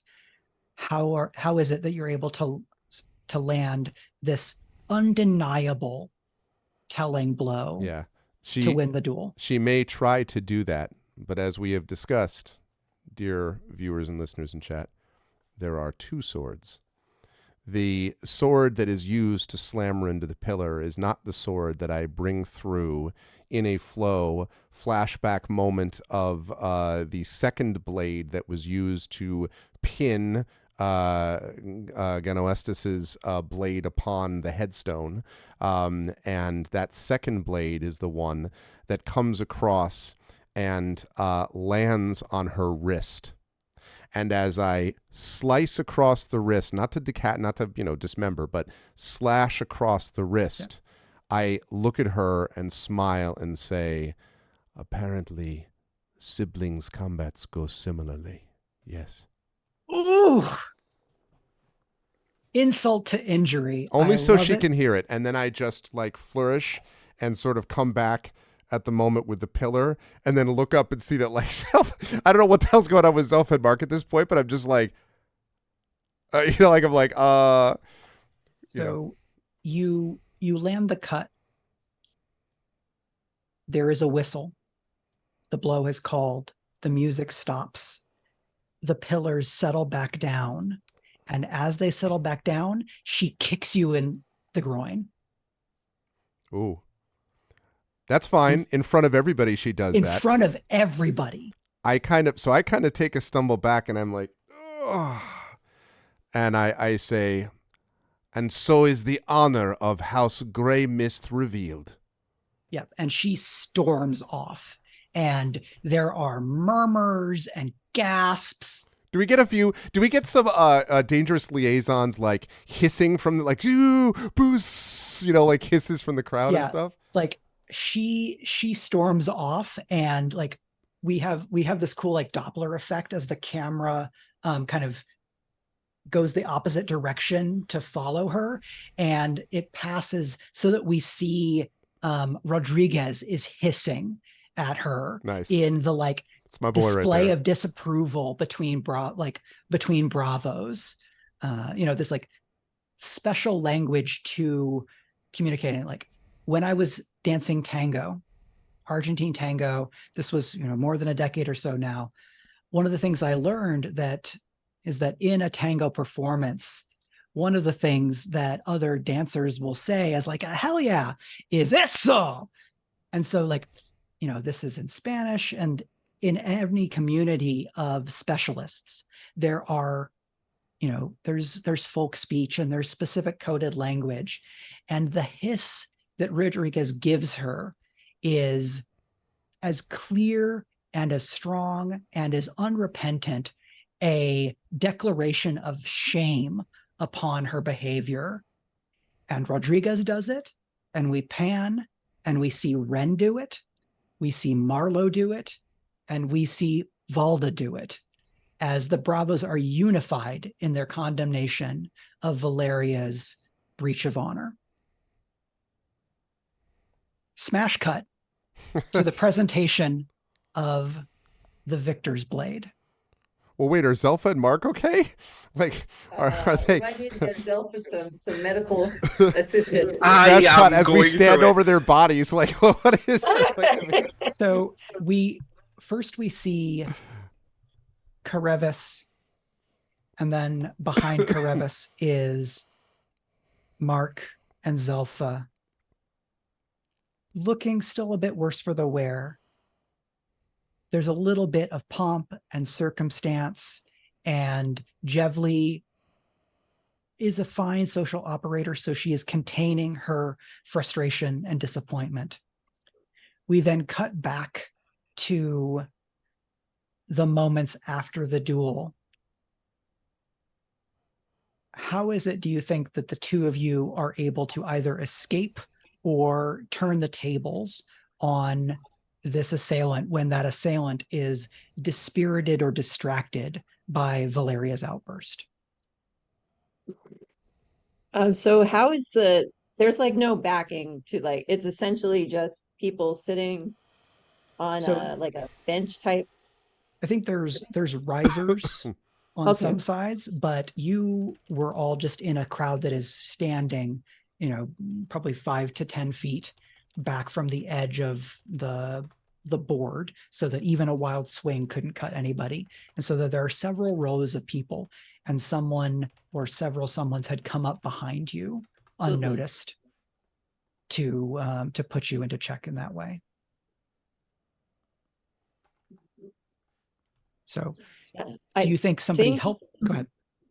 No, I think it would probably be good to take advantage of the shock probably throughout the crowd and our assailants, when not only does Carevis win, but then Valeria like kicks him in the crotch. So at that point, Mark is gonna try to elbow a guy in the face, like, assuming it's a guy. I don't know. Yeah, so you're able to anyone. do that. Zelpha, you've worked with Mark enough that you can see when he's seizing an opportunity. What do you want to do in that moment? What do I want to do? I want to go to sleep. I would like to that would be a sink to the distraction, ground right? into unconsciousness.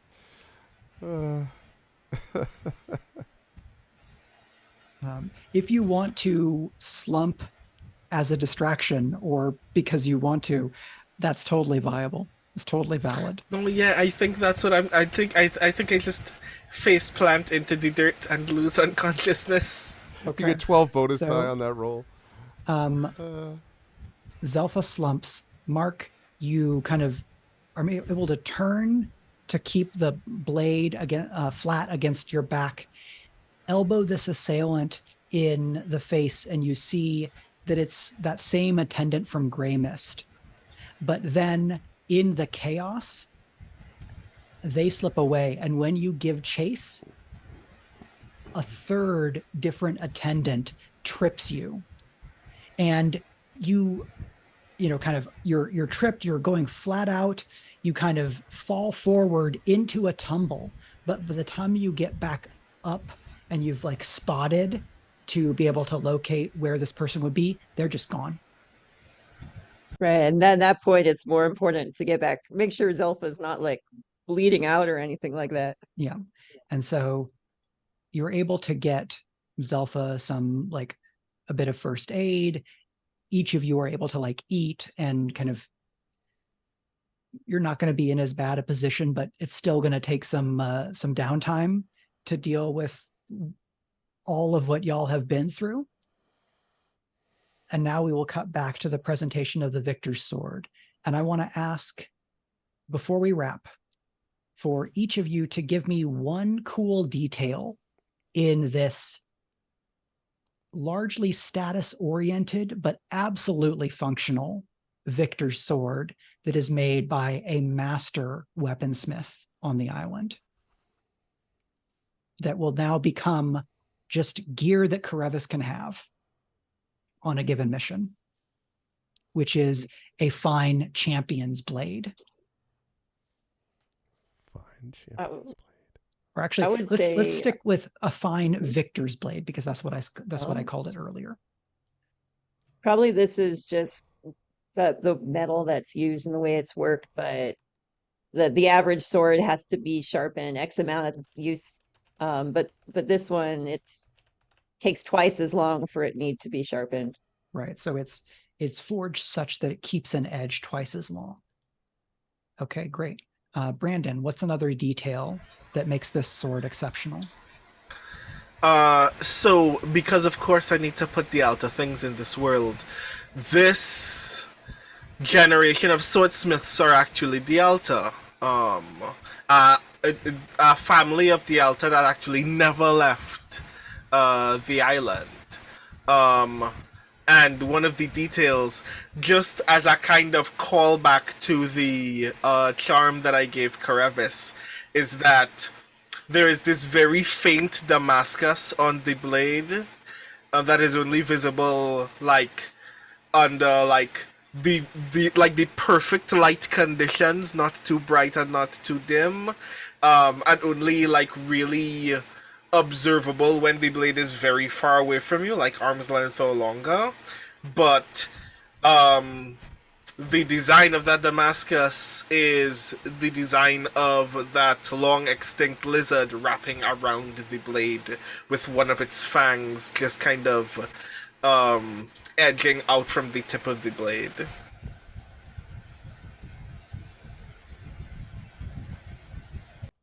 That's good stuff. And then, Greg, you'll get to add the last detail.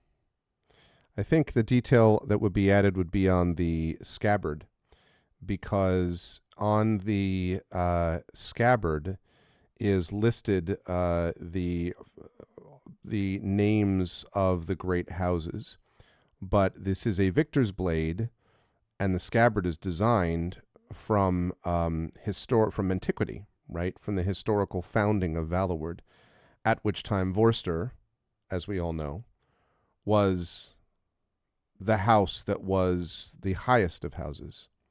And so I think we would see the emblems of House Vorster at the very top of the scabbard near the blade. And I think, therefore, when we actually get the scabbard and see it, I might be tempted to make sure that as I hold the sword blade up in front of the hopefully cheering audience, that I make very clear that House Vorster is the one that is at the top of the scabbard for anyone who's looking at it. Very cool. And Jevli and the others of Graymist are now in damage control mode.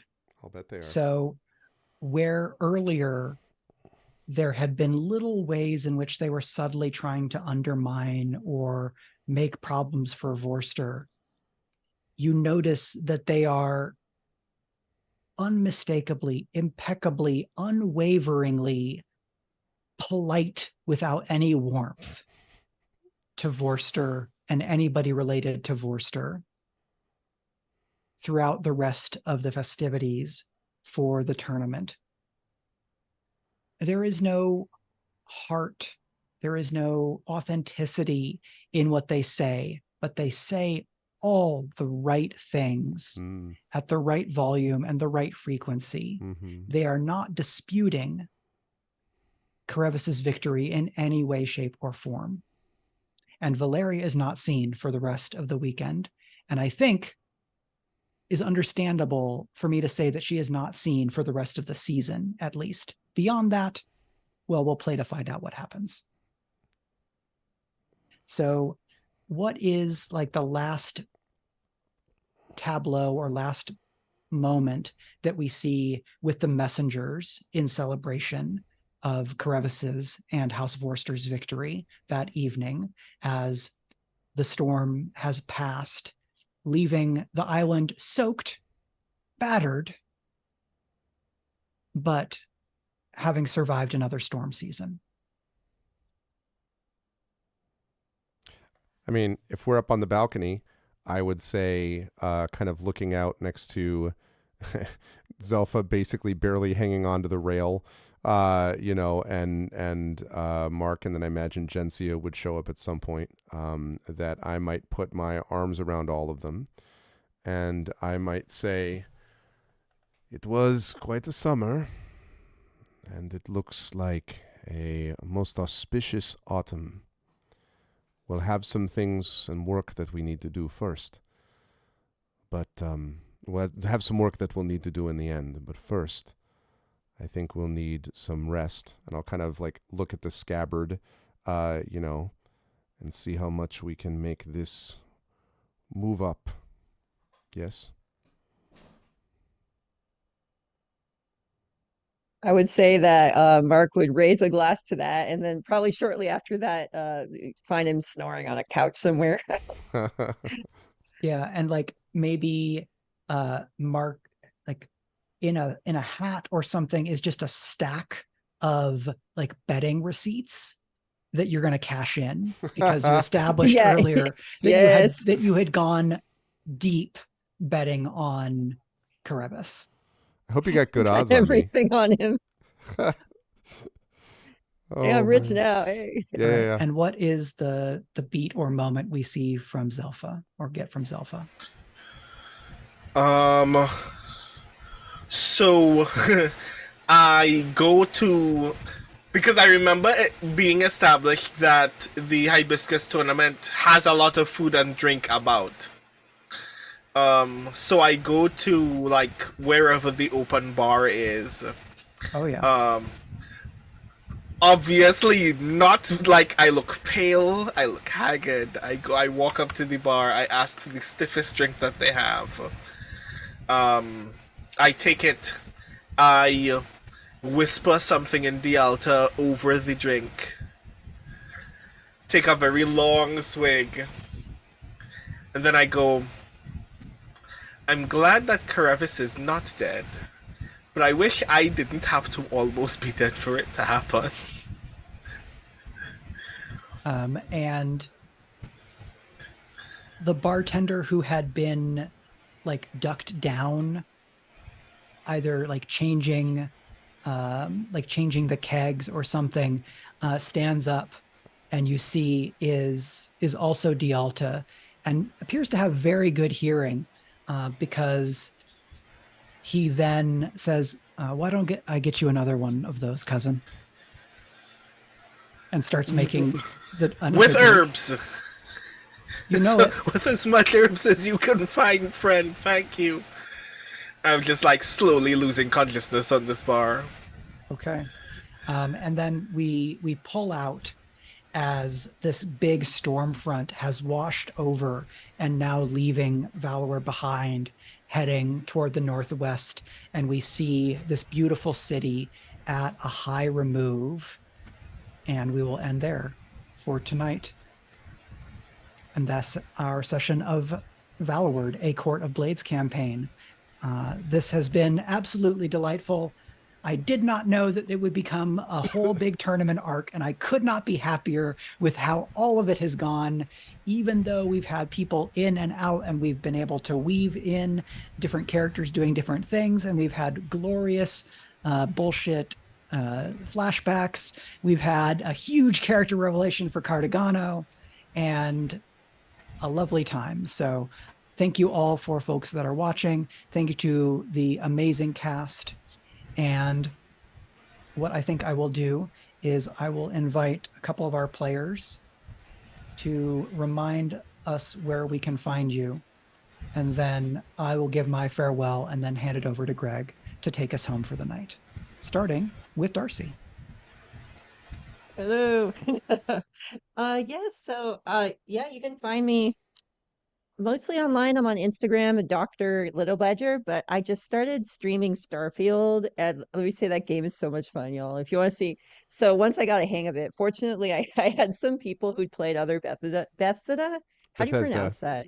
Bethesda games, which I have not. I've not played any of those, so I was like really it took a little bit of a learning curve, but with the help of some of my chatters, I'm now like really into that game. So that's why I'm gonna be streaming on Twitch. You can see me right there. But yeah, thank you again for the wonderful game, everyone. That was so much fun. Happy birthday again, Darcy. Thank you. I'm 36. Well, we'll be in a couple days. Hi everybody, it's me, Brandon. I do things that everything has been so a lot. I think Zelpha got stabbed and I lost blood. But yeah, you can find me almost everywhere on the internet that is not Twitter. That is not Twitter at the Rising Tides. I'm still on Twitter, but is anyone else on Twitter? I will be at Big Bad Con at the end of the month. It's going to be very rad. Folks have already signed up for my Kamen Rider inspired Punch in the Dark game, Hero Revolution. That room is full. But if you are going to be at Big Bad Con and you want to experience Grey Shade, there's still room there, so definitely do the thing, because that's going to be very, very cool. But yeah, I'm having a lot of fun. I need to put Zelpha to bed now. So yeah. All right. Thank you to both of those lovely folks. I have been your dancing master. I am Mike. I write as Michael R. Underwood. If you like all of this wonderful tournament, fencing, intrigue, cool stuff, you should check out Born to the Blade, which is a epic fantasy, magical fencing, politics. What if Babylon 5 was fantasy in a world with sky islands and super cool magical fencing written by a bunch of martial artists? That's what this is. This is a series that I wrote with Malka Older, Cassandra Kaw, and Marie Brennan. I was the creator and showrunner. You can find that at realm.fm or listen to all of it as a podcast wherever you get your podcasts. So, you have Speculate in your podcast feed, and then you go and you add Born to the Blade, and then they sit next to each other and being awesome. That is that. You can find me on the ever more precarious remains of Twitter at Mike R. Underwood. I am at Mike R. Underwood on Blue Sky, and I stream me talking about TTRPGs and or playing video games at Turbo Tango. That's twitch.tv/Turbo Tango. And in a couple of weeks, I'll be at the New Jersey Web Fest, where Greg and I will be representing Speculate, and Valloward will be up for 4 different awards. Plus, I am very excited to get to meet and chat with a whole bunch of other people that make actual play shows in podcast and video form. So if you're going to be at New Jersey Web Fest and you don't already know that we're going to hang out, come and find me at some point, because I know that I'm going to be hanging out with all the QCG people, so they don't have to worry. I'm going to come and find them. It's going to be great. Other folks, come and say hi. Also, I will be at Big Bad Con, so if you're there, come and say hi as well. You may be even able to catch Brandon and I together in the same room. Ooh. That's that. And now over to our lovely host and probably exhausted Bravo, Greg, aka Carevis. It was a lot of tension, but there's never, it's a good kind of exhaustion when you do it this way. First of all, thank you to, as always, Mike, for wonderful dancing master work. I love that. That last chessboard sequence was pretty badass. So great stuff, Mike. And as always, thank you to the co-players here, because both Brandon and Darcy did awesome stuff. So thank you to both. And I will see both of you in different capacities, either on this game or elsewhere, going forward. As for me, it has been a great pleasure to be the Bravo and the channel host for this Speculate event. And yes, next time you hear from us, Speculate will know what its fate is in the New Jersey Web Fest, but it is an honor to, of course, have been nominated one way or the other. And I will also mention that although I will not sadly be at Big Bad Con, I will be at CanCon, which is next month in Ottawa, and I am very excited for that. And I have a big Dungeons & Dragons related announcement coming up soon, so you'll want to be sticking around for that. And don't forget the subathon coming up at this channel at the end of the month, and the Speculate fundraiser coming up in November if you want to see more of this awesomeness from Valloward going forward. This was a great time, and it was awesome, and I loved it. Chat, thank you as well to all of you for being here too.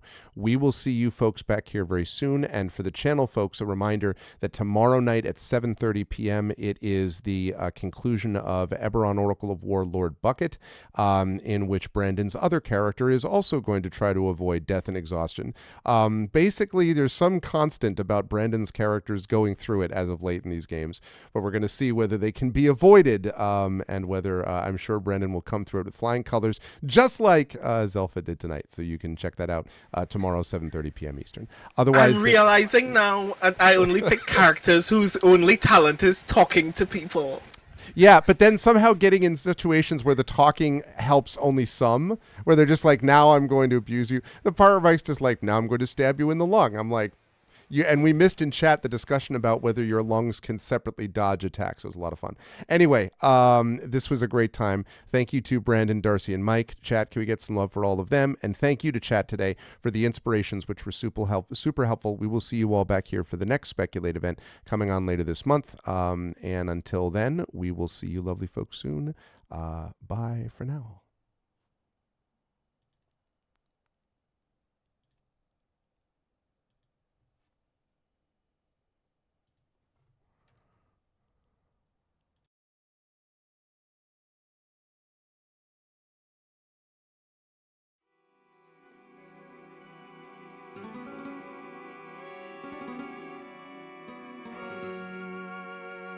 Welcome, dearest retainers, to Court of Blades, and welcome to Valloward, the greatest city in this or any other age.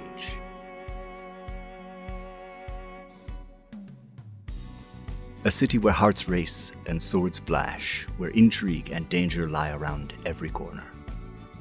Centuries ago, celebrated veterans were given title to Valor Isle, a place long abandoned by its first residents. Here, the heroes found ancient secrets, bountiful land, and a fruit bearing oracular gifts. Generations later, 6 families vie for ultimate control of this jewel of the archipelago, each seeking to lead the great dance of houses. A new retinue rises to clash with flashing blades, veiled plots, and powerful magics in pursuit of their house's interests and their own secret ambitions. Speculate presents Valloward, a Court of Blades campaign, starring Primi Mohammed, Marie Bilodeau, Brandon O'Brien, Gregory A. Wilson, and your dancing master, Michael R. Underwood. Be welcome, retainer. Get comfortable, but not too comfortable. It's time for Court of Blades.